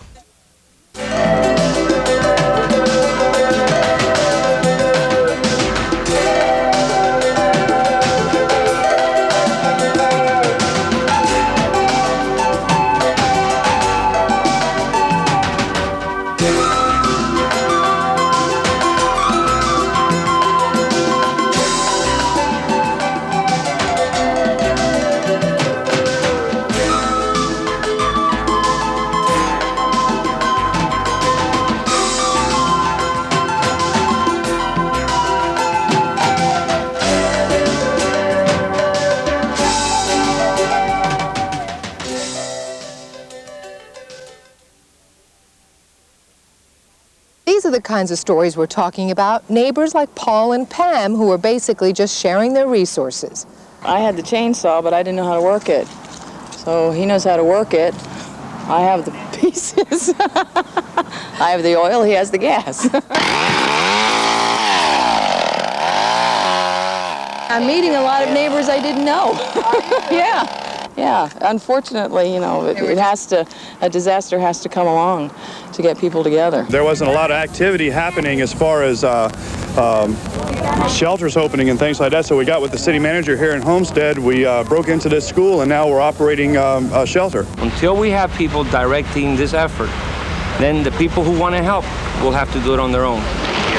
You have any more toilet paper? Wipes or one of the baby wipes? Okay. I mean, we put together 3 of us, our church, our construction company, and we just decided we're going to give it to people that really looked like they needed it, so we weren't going to worry about the danger, that we were going to go ahead, that we were just going to, here, there you are, that we were just going to go ahead and bring it down and get it to the people we needed. People were saying that the stuff wasn't getting out to them because they couldn't get to the shopping centers, and we decided we're just going to get it straight to them, so that's what we've been doing. Good luck to you. All right, bye-bye. You need anything? What's in there again? Who needs Pampers? I do. Water, diapers. There's a lot of like newborn babies down here, and they have no diapers. And this is like the first time anybody's been here, apparently, from what these people are saying. We just came down with a load of stuff. This is our second trip down. And wherever we go, people come running after us for water. So just when you think you've seen it all, then among the ruins, more superhumans, among them Camille and Michael Giraldi. In the center of all this, Camille Giraldi, adoptive mother of 24 needy kids, she's trying to hold it together. I'm shocked. I mean, this just all happened in the last 10 minutes. It's shocking to me. People just show up. Outside the Giraldi's Kendall home, complete strangers appear with supplies. We got everything we could out of the office. Look at the pool deck. Dozens and dozens and dozens of little kids' shoes lining the deck. Out here trying to dry off all these shoes, absolutely soaked. It's going to be days before these kids can put them on. Camille's not at all fazed about that. She's letting them run around barefoot. Over here, the wheelchairs, the strollers, all of them out here drying. This thing got hit by insulation. And the ventilation machines, they're brought out here because the ceiling above them collapsed. There were 3 kids who had serious breathing problems during the storm. Those 3 kids are now at the hospital. Holding her newest son, 2-week-old Sonny, Camille tells us she's called all kinds of state agencies for help, but they've failed her so far. It is the people, total strangers, who've come to help. So there's so many needy people, so many people in need of so many things. It's mind-boggling, and those of us who can help, those of us who only have the inconvenience of no power and no water and maybe some water on our rugs, we really need to understand that there's a lot of people who have it a lot worse than us. I'm very fortunate. I only went one day without anything to eat. And I got my electric back on last night, and I said, okay, I'm fine. Let me come home. The boxes are heavy. Okay. Hundreds of people have been showing up here at the Broward Mall and Plantation, bringing all of their non-perishable goods, their water, their baby food, their diapers, everything they can get their hands on. They're bringing from their own homes to share with the people in Dade County. I was really blessed. You feel lucky that we weren't hit, and that's why you're here? You bet. Sure am. I feel sorry for the other people. It's an anonymous check made in the amount of $10,000. $10,000. That incidentally brings our total now to over $17,000. A little girl came up and said, I want to give my doll. You know, doing the Y100 Channel 4 drive, you get to balance and offset the darker side of some of the things that are going on. You get to see so many people step forward, and you realize that there's a lot more goodness than there are scoundrels running around out there. This is what is happening. People are walking up and saying, I have a truck. Where do you want me to drive it to? How can I get it filled up with stuff? One of the most wonderful things that we have heard about is that Wayne Huizinga, who of course is the chairman of Blockbuster Video, has come forward and said, hey, let's get some corporations together and give some major bucks.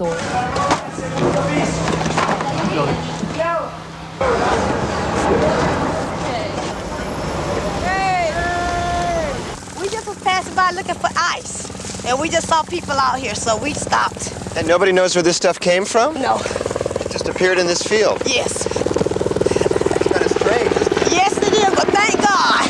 Thank God.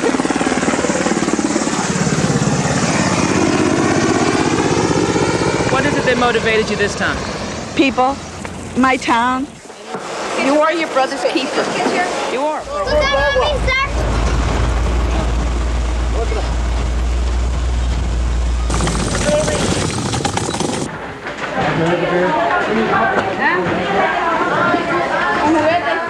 We are in Miramar near North Perry Airport. The airplane went down over here. Follow me. We're on top of a roof. The police won't let us get any closer. You can see the plane over there sticking out of that roof over there. It damaged 2 houses as it came down. Now, we understand there is 1 person still inside the plane. That person is dead. There were 3 men in the plane altogether. One of those people is Joe Sagacki, the WIOD sports personality. Obviously, Hurricane Andrew is still wreaking havoc on South Florida, indirectly at least. These people were on their way to Homestead.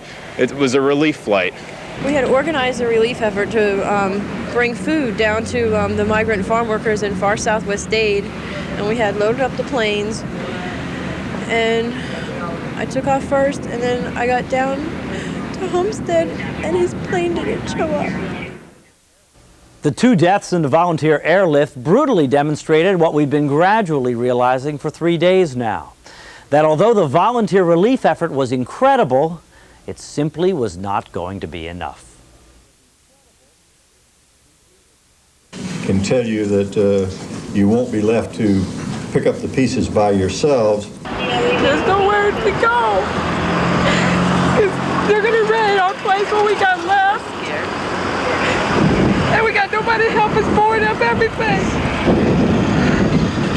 They told you to go to City Hall. Yeah, so we're gonna go try to get some answers from there. We're doing it for our kids, you know. Because we can't let them go hungry. The only thing I got is what I got on my back, and I brought a blanket and a pillow and my medication. Thank goodness. So that's all I got. Some of us have been here since 8 o'clock this morning trying to get the food out to these people. It's been red tape, it's been this, it's been that. And let me tell you, hurricanes don't follow rules. We had a guy come up a little while ago who was really upset, who said, hey, sundown's coming. I live over in a residence just down the street, and why don't they come over and protect my house? Right now, we're working with limited assets. Had a little bit of difficulty getting guardsmen into the area. Where are they to help us, the Americans, that pay the taxes, that do the things, that follow the rules, that help everybody else in the world? Where are they when we need the help? We're in the day 3 of the hurricane. If you're so dadgum smart about how to do this thing, you better come down here and do it. Are you frustrated, Governor? I'm frustrated when people say, why haven't you fixed this? Right, but I mean, you have to... The Army can build a city in the day, I hear. The Army took care of the whole Persian Gulf in 3 days. How long did it take the Army to plan for that before they went in there? I've seen more dadgum work done in a shorter period of time than I've ever seen in my life, and the naysayers are out there, you know, griping and saying that you should have done it a different way. Come help us. Do it a different way. I need help.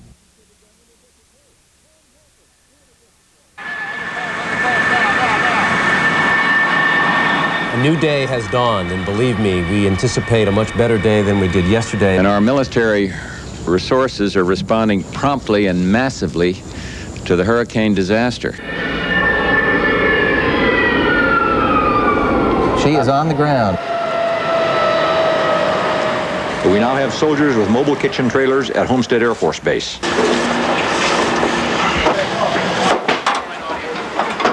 This is going to serve lunch today. Contracts have been let for 6 million more gallons of water. This is a marked improvement from what we saw just 24 hours ago.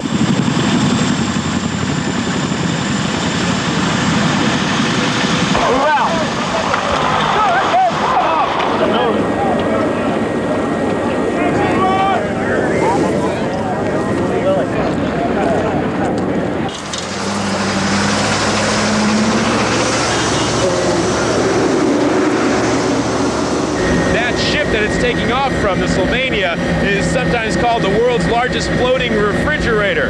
It's a huge food cabinet. 4 of these helicopters are flying non-stop, 8 in the morning to dusk, coming over here, picking up loads like that you see there, and then heading over to the Army field kitchen. The National Guard chopper takes off with a full load, everything from water to wheelchairs. The crew of the 199th Med Company is trying to go beyond the obvious devastation in South Dade to the areas where the roads are impassable, the conditions impossible. They set down on 202nd Avenue, and no sooner the helo is surrounded by hungry, scared people, many still wearing that look of having lived through hell. Just terror, pure terror. Everybody was freaking out. It was hard to keep calm, and you know, when wind is flying and furniture and everything going all over the place and your roof's off your head, try to lay down in a bathtub and behind doors and anything you can do to get out from being blown away. The supplies are being stocked at the Roach's house. It is from here as many as 30 families will get their help. They need so much more. They need milk for the kids. If you can bring any ice, you know. Ice. We have some ice on board. Okay. Plastic and plastics. As we snake our way over the concrete chunks that were once support beams, neighbors talk about coming too close to death. They hid right over there, and like where the kitchen was, and the house just collapsed on them around, they say around a half hour after the storm started hitting hard. That was around 4:20, 4:30 in the morning. So they actually stuck it out in the middle of this? Yeah, they stuck it out there. It was crazy. They thought the house was safe like everybody else, you know. Everybody else out here thought their houses were all right. Say thank you. You're welcome. The little kids get candy, though they really need sunscreen. This particular group from the National Guard has 25 aircraft doing the same thing, searching, circling, supplying from sunup to sundown. Each time they land, still more needy people. My your number one need out here right now? Tents, and cots, and Visqueen. What about the rains? Did you guys get clobbered with rains last night? That's why we need the Visqueen, because the Visqueen protects all the merchandise that we're getting. If we get a lot of stuff and then it rains on it, it's going to damage it. These people in the eastern Everglades are energized by these supplies, but they still worry about the neighbors they've not yet heard from, a mother and her 2 sons down the road. They also worry about those who insist on staying in broken homes. It's a family with 2 little kids. One is sick. We already supplied them with everything they need. But I think they're not going to be able to stand in overnight because the roof is about to give up. This group has some tents. They will make it through the night, but they will need so much more. Does it ever seem completely overwhelming to you all? It really seems incredible. It almost seems like you'll never get it done, but we're going to do it. It may take a little longer in some places than others, but we'll get it done. And as they do, they are appreciated.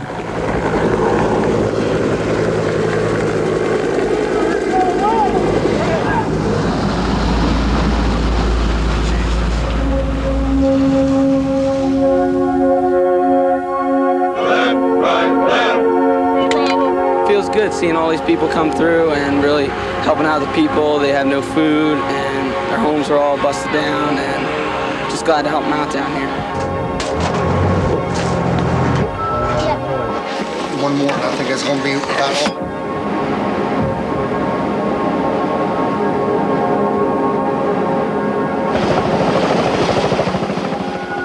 We feel good helping people, American citizens, because, if that happened to us, we would hope that they would do the same thing for us, and we just, just glad to be here to help. There's literally tens of thousands of heroic things that no one knows about. This is where Charleston Police Department has set up camp.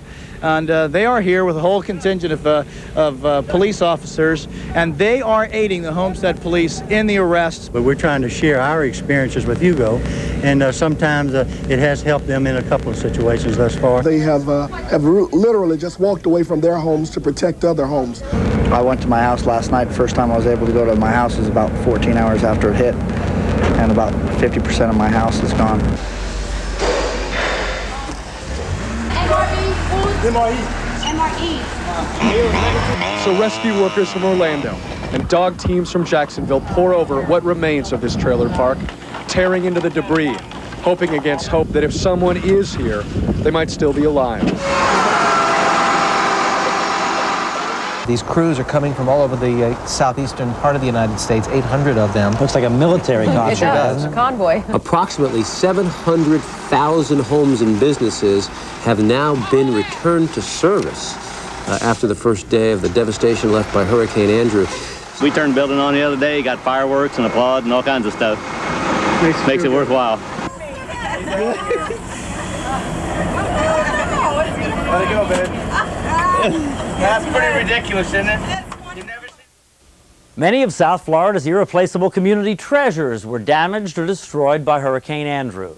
Some may come back and be even better, but others were lost forever.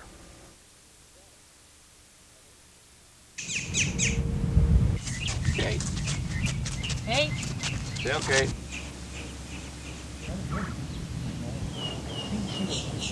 We're taking a look at Metro Zoo. All the trees have been defoliated. You're looking at some sticks sticking up out of the ground, many of them snapped over. Supposedly stress tested to 150-mile-an-hour winds, which is obviously not the case anymore. And when you walk in here, it just overwhelms you. A lot of the keepers here used to call this paradise because that's what it used to be. You could come in here and just unwind, and now it's just an absolute destruction area. It looks like an atomic bomb went off in here. And I believe that Metro Zoo is going to be better than it ever was. Maybe not as beautiful right away because you can't grow trees in a day, but it's going to be better because it's really more than ever going to be the people's zoo. They're the ones who are rebuilding it. Everything we're doing now is being done through the people, what they're giving us. We don't know exactly where they're going, possibly to other bases either in Florida or in Georgia, but they are blasting off right now in advance of Hurricane Andrew. It looks like an Air Force base that one might imagine was involved in some kind of a nuclear blast. I mean, the damage here is just almost beyond description. I mean, every single facility here has some major structural damage to it. Certainly the mission that this base has performed is one that has been focused on the Caribbean and on Cuba for decades now. I don't think anybody can argue that the mission is any less today because the storm went through. The question is going to be, do we have the resources at this time to reconstitute the base and keep it involved in its original mission?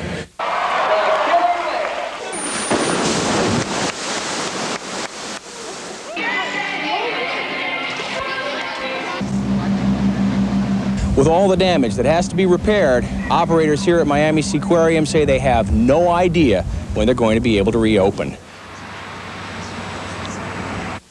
Under that tin shed was one of his boats, also one of his original boats, his 16th vessel, an 1891 boat that he used to go back and forth to New York with.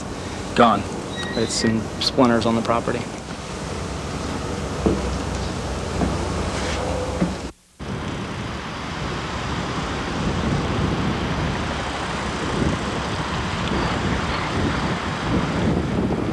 It's really a piece of history completely lost here. It's something we will never see again.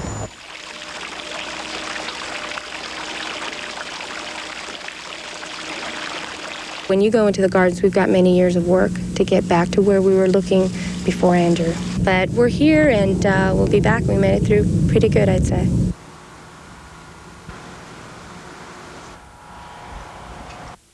We took damage to the roofs of a lot of these cars, and we got some busted windows, but our toys basically have survived. It's going to take a lot of tender care to get them back together again, but we're going to be able to do it.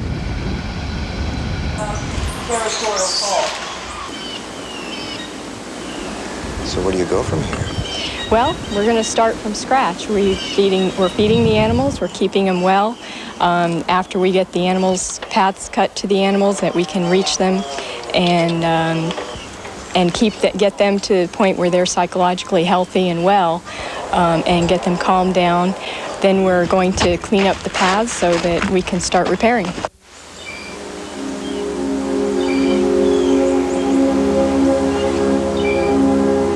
It's the nature of the garden to look at these disasters in the face and say, by God, we can do it even better next time, and we will grow a wonderful garden again. The Fairchild Garden will rise again.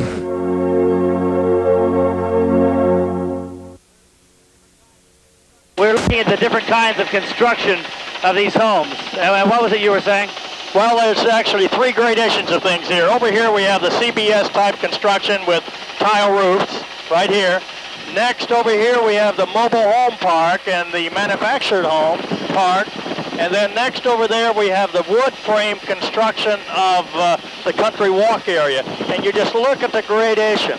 Look at the gradation. And even within the concrete block structures. If you notice around here to the right, if you can swing around to the right a little bit now, if Paul can swing just to the right, you can see the concrete block structures over there with the red roofs over there. I don't think even a tile is missing. So there must be something different between how that complex was built as compared to one across the street. Right. And clearly much difference between the damage here, here, and here. Yeah, it's incredible. If you look back there, look at that. There's a whole complex that looks absolutely perfect. And right across the street, you see a complex that obviously there was some kind of deficiency in the way the roofs were put on, because while the walls all stood up fine, there's a lot of windows out, and the roofs obviously came off. Bob, did you ever think it would be this bad? No, I did not. I don't think any of us comprehended this. I've looked at hurricane damage ever since I've been involved in the game, and certainly back in 1969, the Camille incident. Certainly areas of Camille is as bad as this, but as widespread as this, no, there's nothing to compare to this. Well, the winds, when they get up to the order this hurricane was sustained about 140, and gusts may have been up to 170 or 175 or so. That's just like a tornado, except it's not a tornado that's a block wide, it's a tornado that's 25 miles wide or so. Clearly, it's a difference in construction. Yeah. They did not experience any different condition in this mobile home park or this park over here or Country Walk than that complex did right over there, and yet tremendous difference in the damage that was done.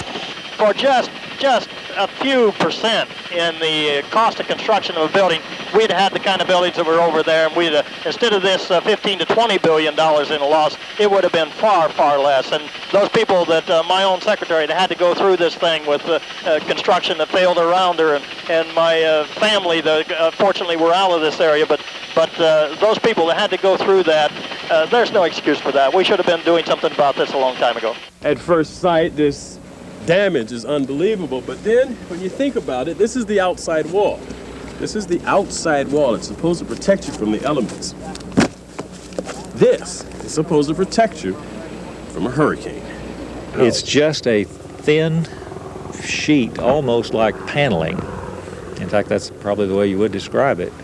Nailed directly to the studs. There is a sheet of fiberboard in there. Yeah, that's what we're talking about. This is something in a good grip. I think I could probably break myself. I mean, what kind of winds is this supposed to be? 120 miles per hour is what Dade County inspector said. Yeah, the design wind speeds are for 120 miles per hour in this county, but that won't cut it. But this won't cut 120 miles an hour? No. What would it cut?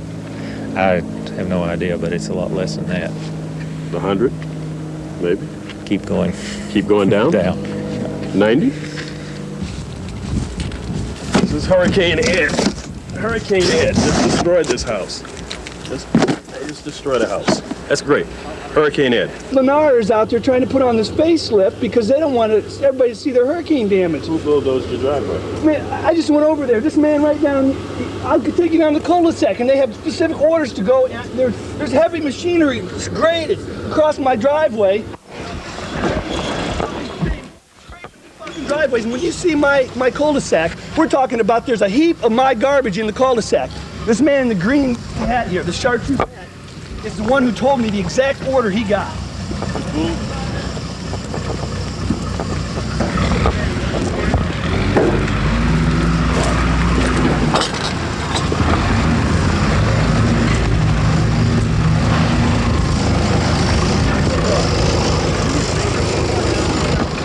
I don't want to talk to the news. Sorry. He said he doesn't want to talk to the news. What did he say to you? He told me, he says we were supposed to clean all the cul-de-sacs and streets and the driveways. And what did you lose? Why are you? I'll take you over there and I'll show you. Okay, I'll show you exactly. That's one thing I found this morning right there. 108th MP Company, Fort Bragg, North Carolina. This is from 1977, from my hometown in Ohio. So where was this stuff? This stuff was in my cul-de-sac. This is my This is my daughter. This is myself and my daughter. Easter picture from 1992. What did you? This is the stuff I'm finding in my cul-de-sac, in my pile of rubbish in the middle of my cul-de-sac that's been scraped from my driveway. When you see my house, I haven't even got 50% of my house out yet. And so you're trying to get your stuff out, and they came along and they just scraped it out into the middle. And scraped it out into the middle of the street. And this is not even Lennar's subdivision. They don't own nothing. Their homeowners association doesn't even control this anymore. And he's saying that Lennar told him to clean all of this stuff? They're putting a facelift out here so that people won't realize the hurricane damage to their death traps. They're trying to make it a nice, clean scene so that they can get the people to buy their new homes that are still being built in the other phases. I called 911 and I said, I'm a former military policeman and I am on the edge, and this guy is totally ruining my personal belongings. I called the Lennar subdivision and Lennar said, we gave an order to clean only the streets. This is the biggest atrocity there is. This is a human mind that's responsible for this, not nature. And they can go and take your personal belongings. Just bulldoze them. It's unbelievable.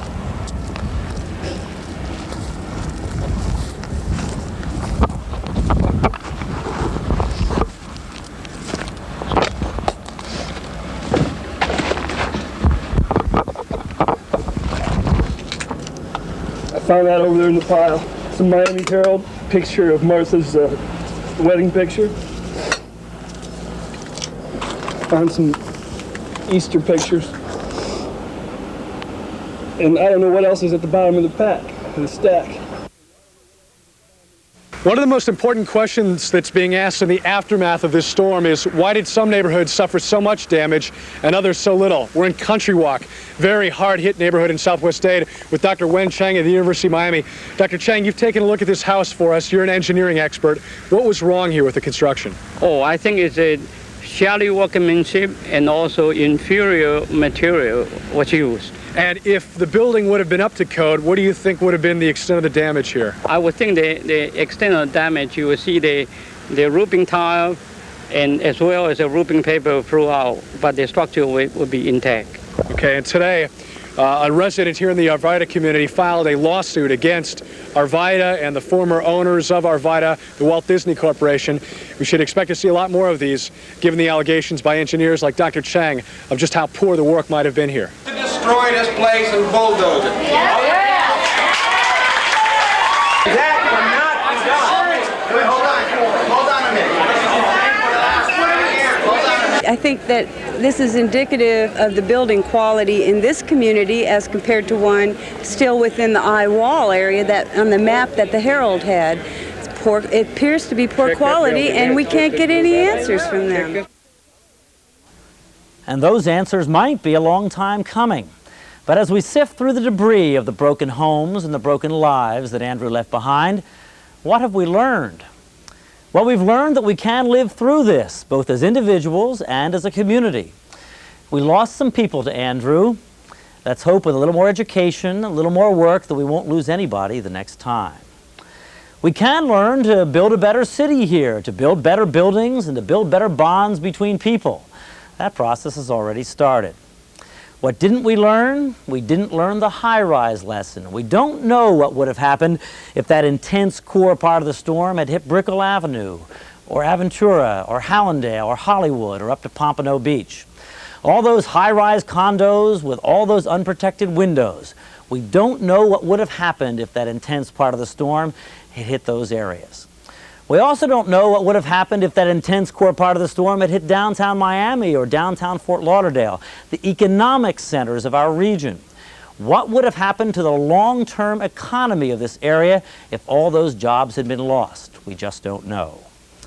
We have fears for the next time. We're afraid too many people are going to try and leave, to evacuate to Orlando or Fort Myers on the Turnpike or Tamiami Trail or Alligator Alley.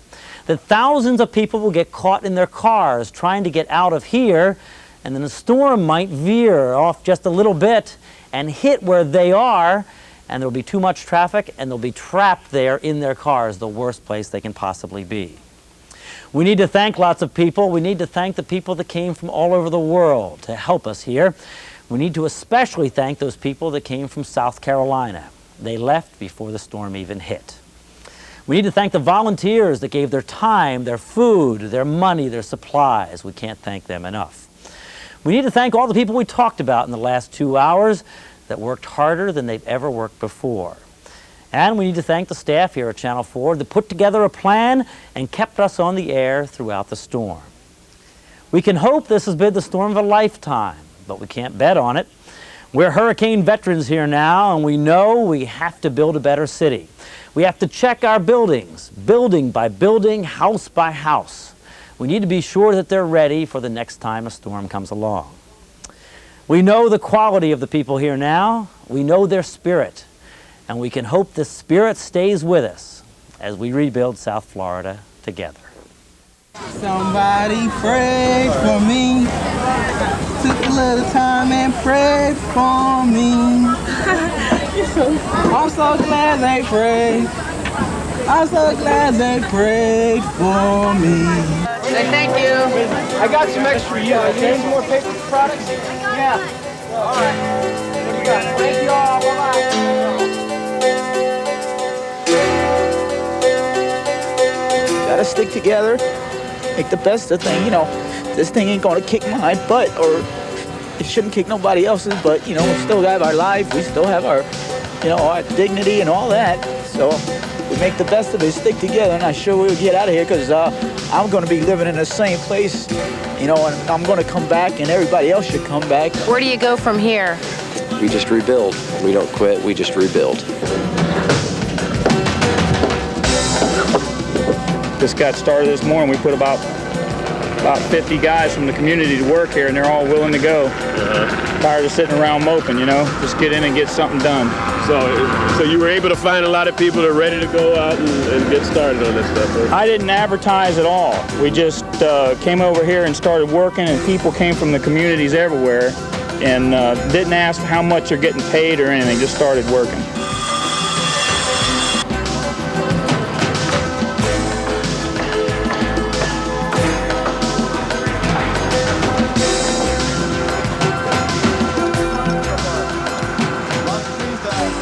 We just got power back this afternoon. How long has it been? 7 days. 7 days. 7 long, miserable days. Tonight, we're going to turn it up really cold and get a good night's sleep. Finally. Yes. Finally.